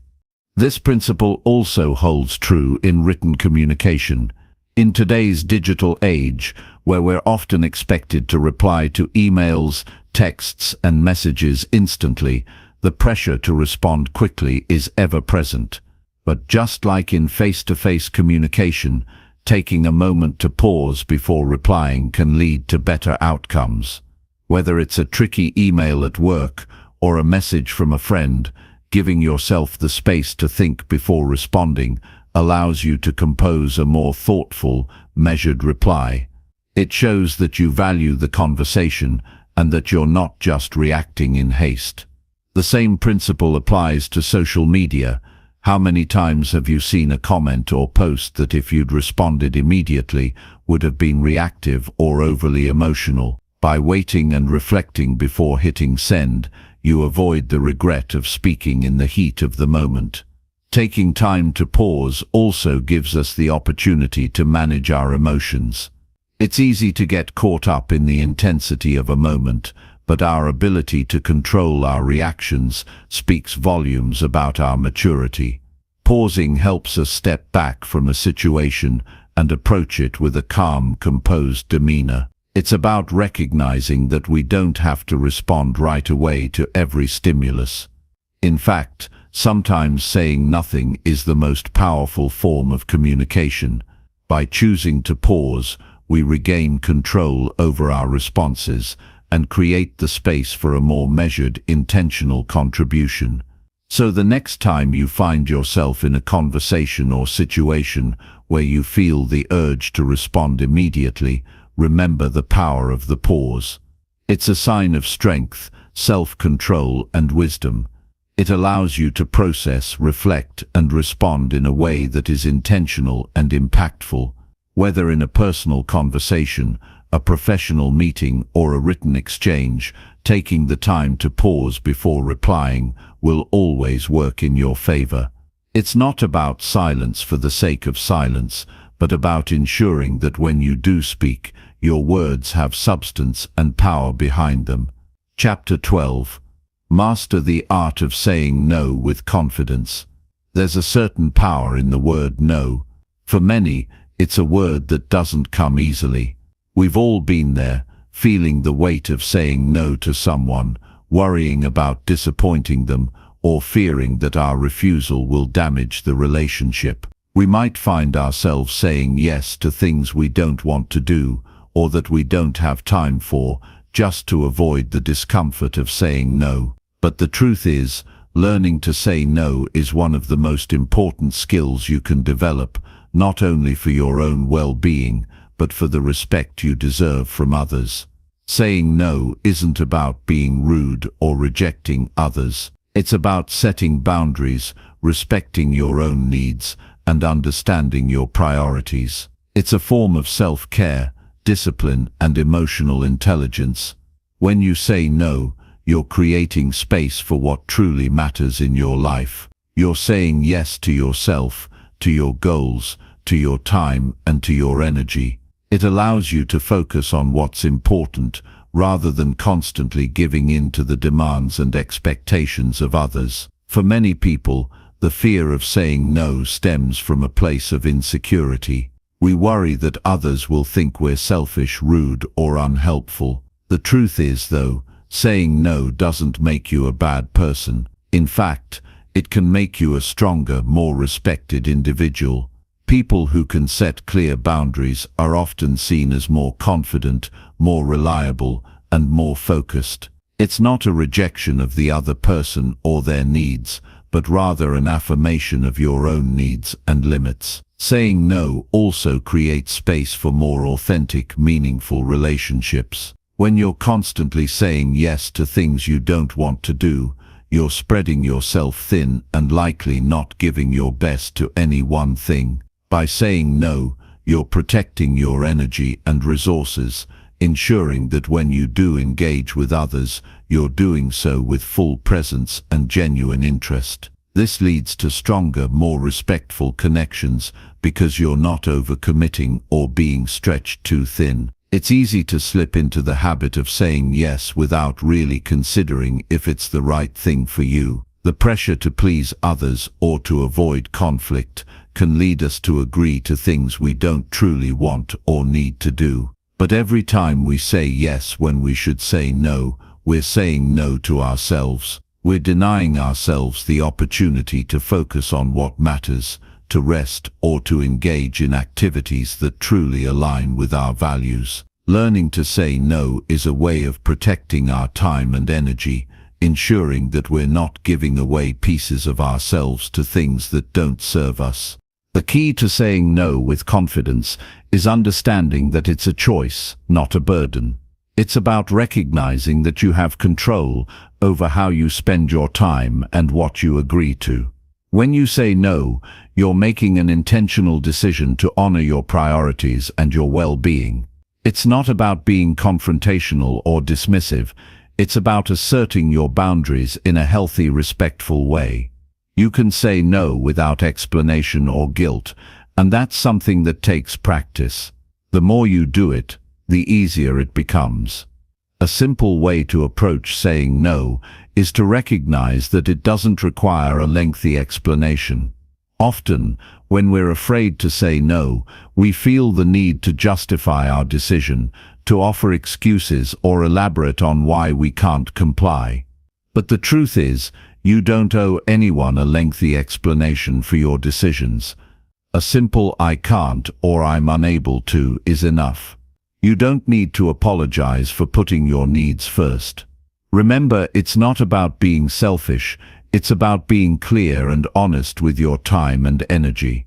It's also helpful to recognize that saying no doesn't mean you're rejecting the person. You can say no to a request without rejecting the person who made it. You can remain supportive and respectful while still asserting your boundaries. If someone asks you to take on a responsibility or attend an event that you don't have the capacity for, a polite, firm no is enough. You can still express appreciation for the invitation or request, but you don't have to agree to everything that's asked of you. The fear of missing out can be another barrier to saying no. We worry that by turning down an invitation or opportunity, we might miss something important or exciting. But the truth is, saying no to one thing often opens up the space for something much more aligned with your true goals and values. When you say no, you make room for things that are truly meaningful. You allow yourself the freedom to focus on what's important to you, without the distractions or obligations that can pull you away from your priorities. There's also a tendency to feel that saying no is a sign of weakness, but it's the opposite. It takes strength and courage to establish boundaries and stand firm in your decisions. Saying no is not a sign that you lack compassion or care for others. It's a sign that you care enough about yourself to protect your time and energy.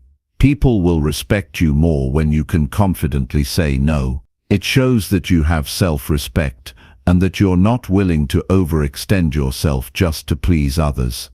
As you practice saying no, you may notice that others begin to respect your boundaries more as well. Setting clear limits sends the message that you value yourself, and that makes others more likely to value you too. Over time, you'll find that people start to understand and even expect that you won't always say yes. And that's okay. It's a healthy part of establishing respect in your relationships. You're not responsible for other people's reactions to your boundaries. What matters is that you're respecting yourself and taking care of your own needs. If you struggle with the guilt of saying no, it might help to reframe your perspective. Instead of viewing a no as something negative or confrontational, try to see it as an act of self-care. When you say no to something that isn't right for you, you're giving yourself the gift of space, clarity, and peace. You're creating the room to focus on what truly matters, to prioritize your own needs, and to make room for the opportunities that align with your true purpose. Remember that it's okay to say no. It's a powerful, necessary tool for protecting your time, your energy, and your well-being. Every time you say no, you're asserting your boundaries, reinforcing your self-respect, and choosing to live life on your own terms. And over time, the more you practice saying no, the easier it becomes to embrace your own needs and to set the kind of boundaries that support your healthiest, most fulfilled life. Chapter 13. The Smart Way to Speak Less in Texts and Emails. In today's world, communication has shifted in ways that were once hard to imagine. With the advent of texting, instant messaging, and emails, we find ourselves in a constant flow of written communication. At first glance, it seems like a more convenient way to stay connected, quick, efficient, and often less intrusive. But when you think about it, these texts and emails can often become overwhelming. They leave us feeling like we're always on and rarely have space to breathe.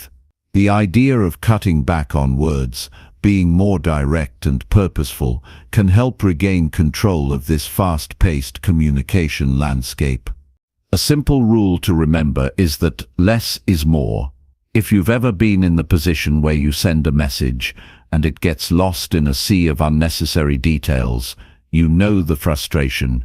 It happens all the time. We feel the need to explain everything in detail, to make sure the other person understands every nuance, every little context, thinking that the more we say, the clearer the message will be. But in truth, the opposite is often true. The more words you add, the more you risk diluting the message and overwhelming the recipient. One of the most effective ways to communicate clearly and efficiently is by getting straight to the point. Think of it as a filter. Before you type out that text or email, take a moment to assess whether every word serves a purpose. Is this information necessary for the recipient to understand what you're trying to convey? Does it add value, or does it just take up space?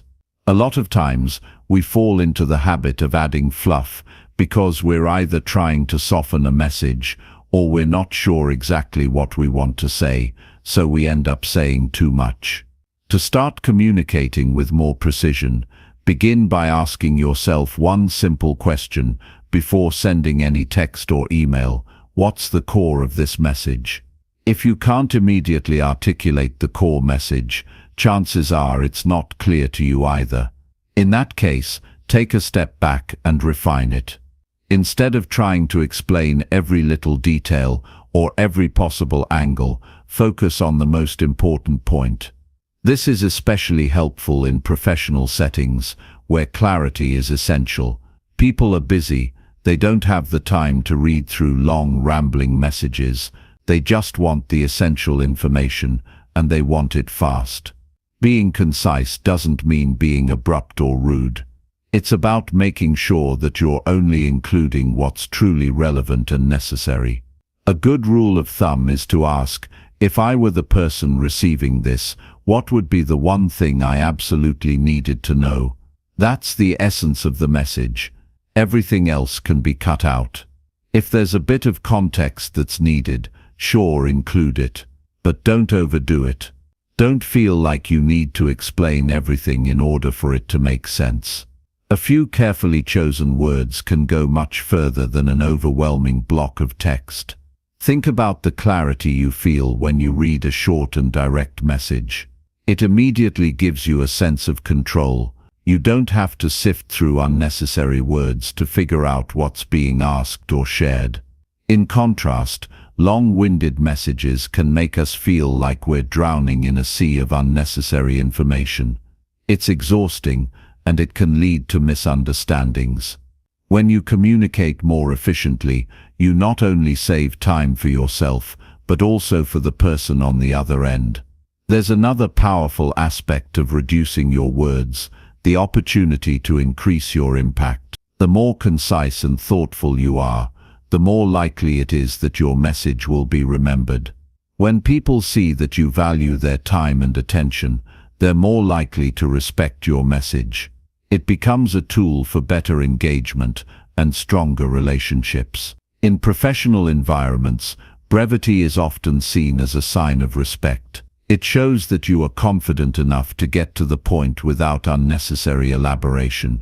It signals that you trust the other person's ability to understand your message without needing a lengthy explanation.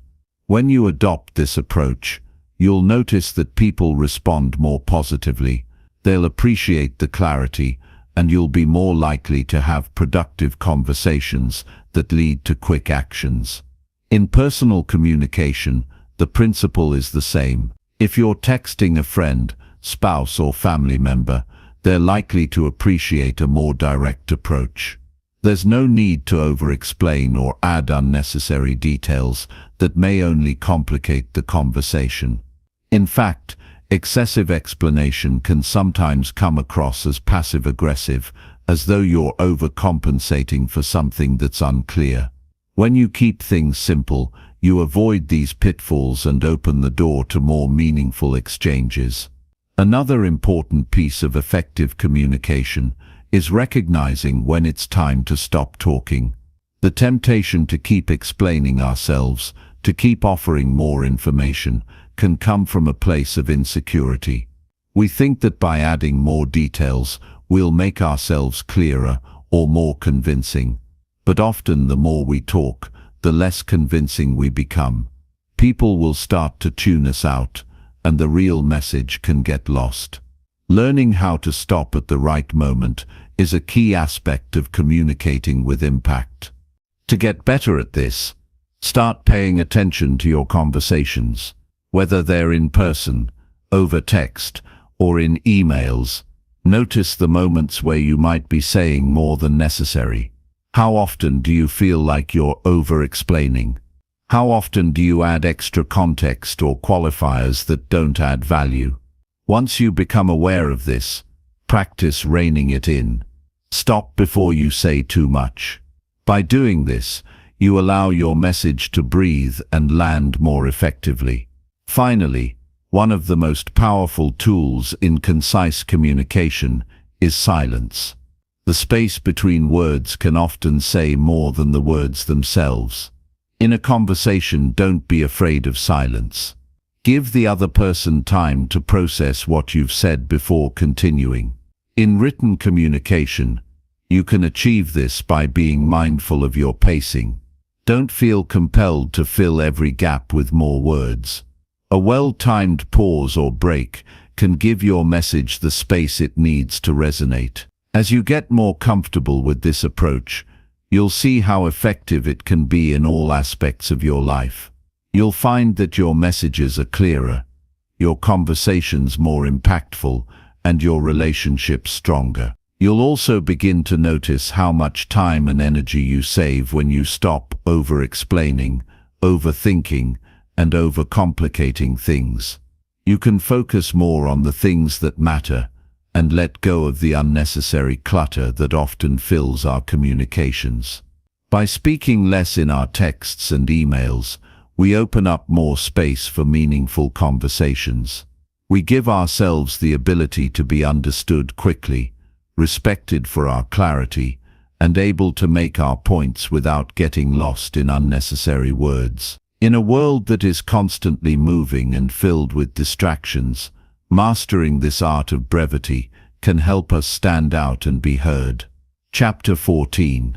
Stop oversharing. Start attracting.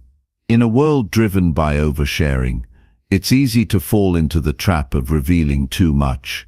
We live in a time when social media encourages us to share every moment, every thought, and every detail of our lives. It's almost as though we're taught that our value is determined by how much we expose, how many layers we peel back for others to see. But in reality, there's power in restraint. There's strength in knowing what to keep to yourself. Oversharing, especially in personal relationships, can often lead to unintended consequences. When we disclose too much, we risk putting others in positions where they feel uncomfortable or overwhelmed. People don't always need to know every detail of your life in order to connect with you. Sometimes, the most meaningful interactions happen when you leave a little bit of mystery. When we share too much, it can also dilute the importance of the things we do share. If you're constantly spilling everything out into the open, it becomes harder for people to discern what matters. Imagine receiving a text from a friend who tells you every minute detail of their day, from what they ate for lunch to how they felt about it. At first it might be interesting, but after a while you begin to lose track of what's truly important in their life. The details start to blend together, and the true meaning behind their words becomes clouded by the excess. Instead of creating stronger connections, oversharing can leave relationships feeling shallow and unfulfilling. It's not just about relationships with others. When you overshare, you also lose sight of yourself. We've all been there, telling someone everything, letting the words pour out, only to realize later that we've overexposed ourselves, leaving little room for personal reflection or for others to really see us for who we are. When you give away too much, too soon, you rob yourself of the chance to fully process your experiences before sharing them with others.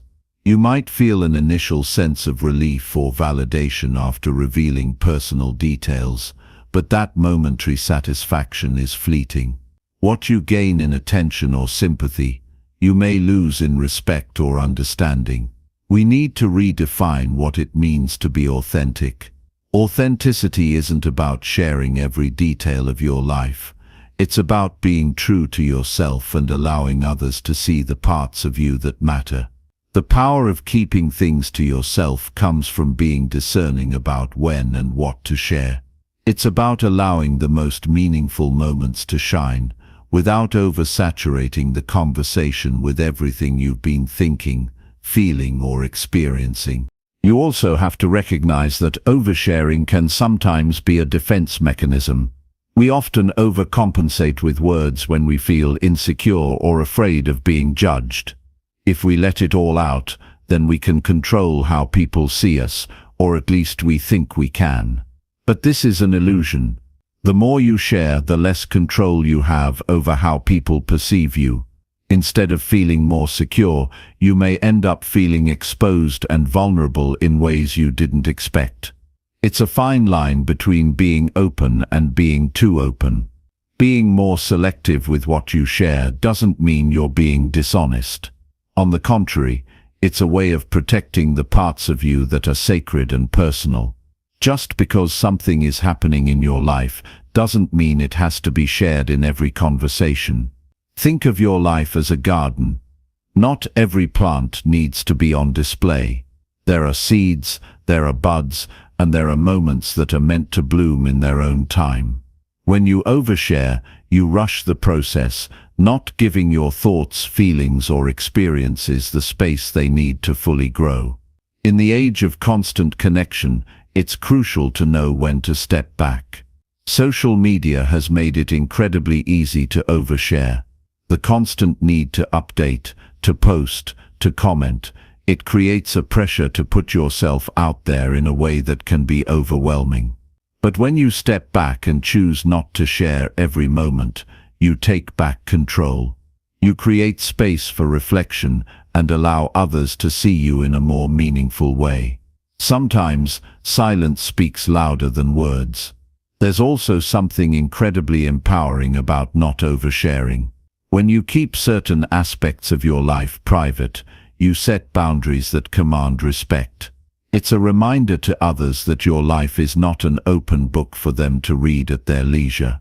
You teach people how to treat you by setting limits on what they can and can't know. By holding back certain details, you invite others to earn your trust and give them the opportunity to engage with you on a deeper level.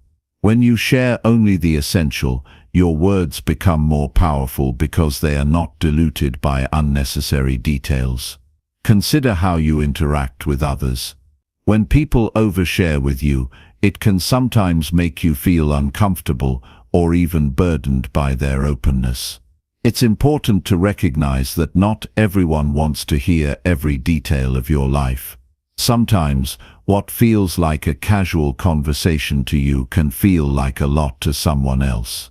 By keeping things more balanced, you can create space for a more equal exchange. Instead of unloading everything onto someone, you give them room to share too, and in turn, you create more meaningful connections. Not oversharing also allows you to maintain a sense of mystery. There's something intriguing about someone who keeps certain things to themselves. It draws people in, inviting them to get to know you on a deeper level. The idea of mystery isn't about playing games or pretending to be someone you're not. It's about choosing when and how to reveal parts of yourself and letting others discover you gradually.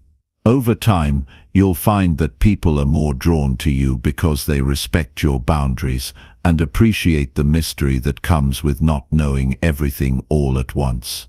This approach to communication also applies to professional settings. In the workplace, it's important to maintain a level of professionalism and discretion. Oversharing about personal struggles, emotional challenges, or unnecessary details about your life can blur the lines between personal and professional. While it's important to build rapport with colleagues, there's a fine line between being open and being overly familiar. Being selective about what you share in the workplace shows that you can maintain boundaries and professionalism. It also helps you avoid the potential for gossip or misunderstandings, which can arise when personal information is shared too freely. Over time, you'll begin to see the benefits of this practice in your personal and professional life. Your conversations will become more intentional, more meaningful, and less about seeking validation and more about forming true connections.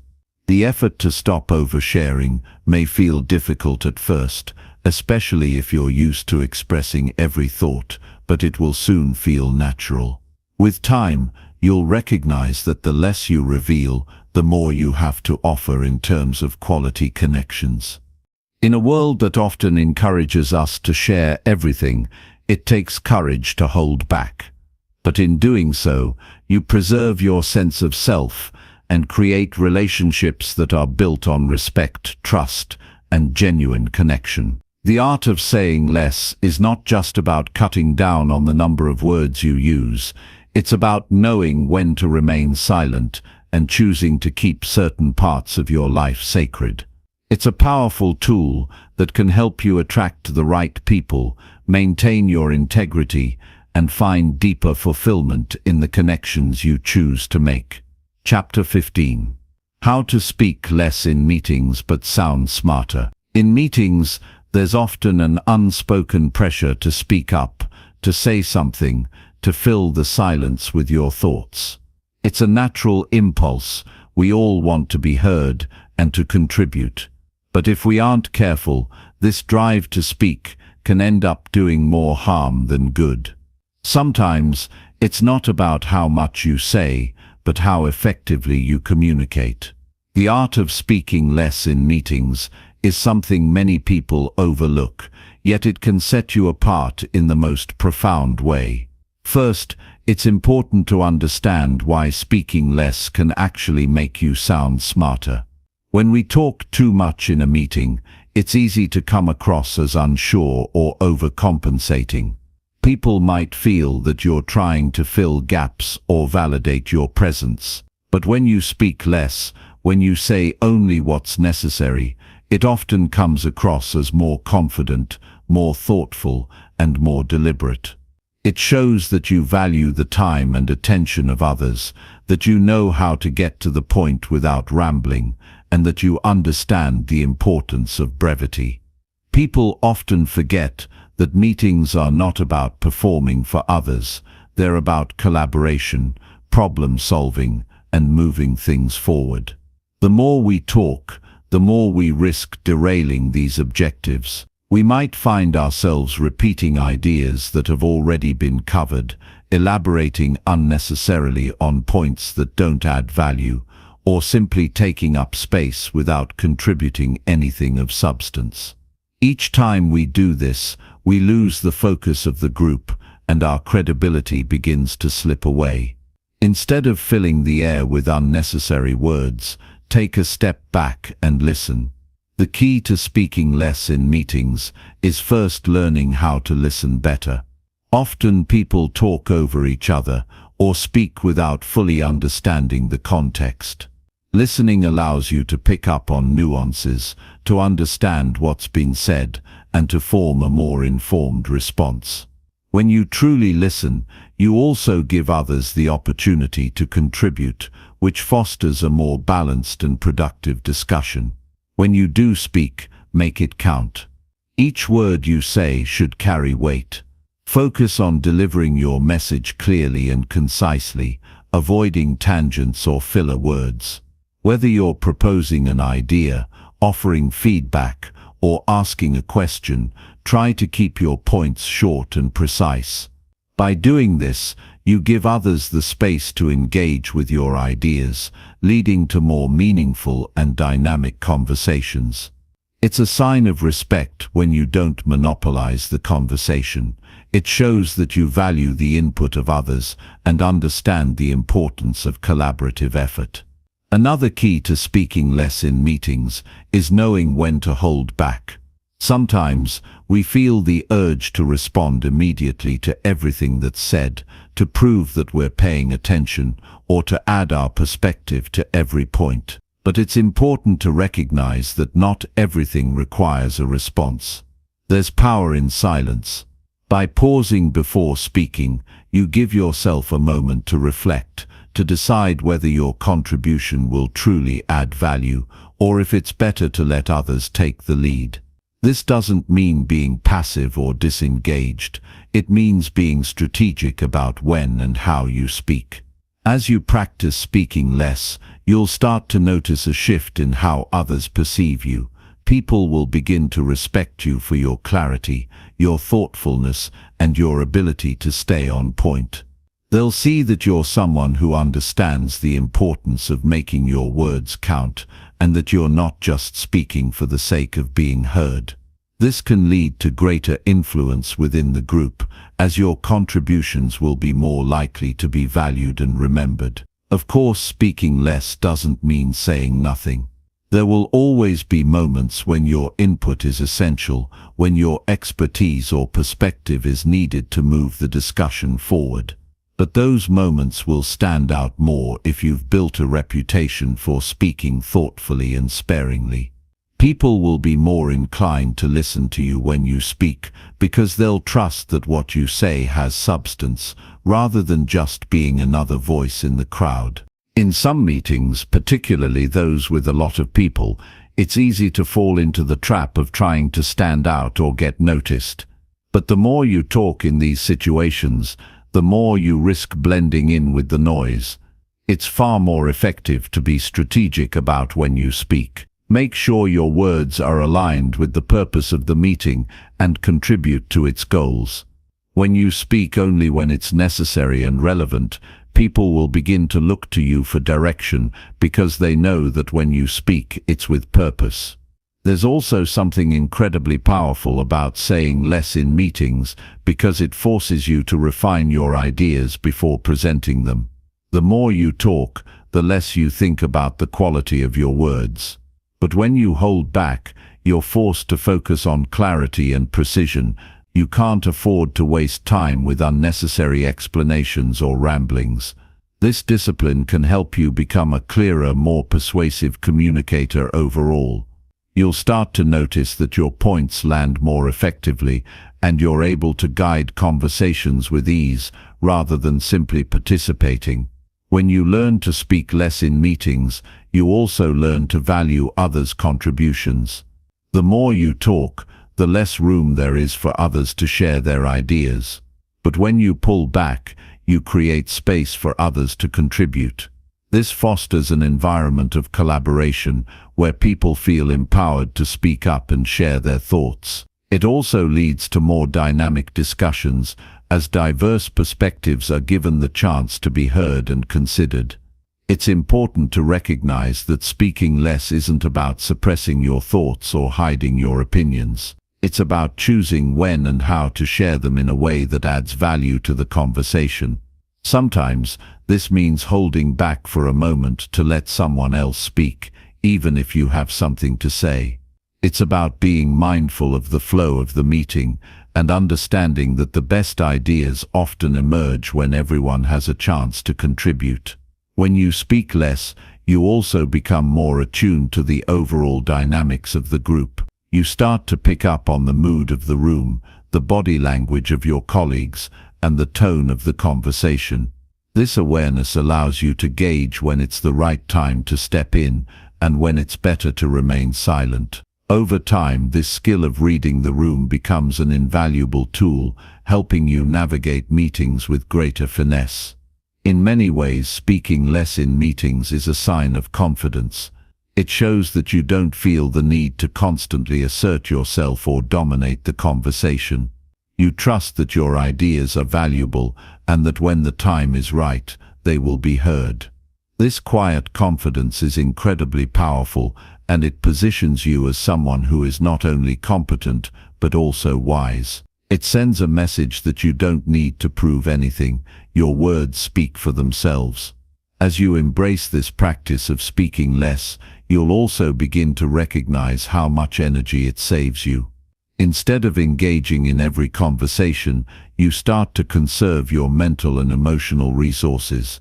You become more selective in how you spend your time and attention, allowing you to be more present in the moments that matter.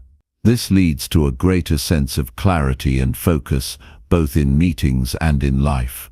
Speaking less in meetings isn't about shutting yourself down or staying silent all the time. It's about speaking with purpose, precision, and impact. It's about understanding that the most powerful contributions often come in small, thoughtful doses. When you learn to say less, you'll find that your words carry more weight, your presence is more commanding, and your ability to influence those around you becomes stronger.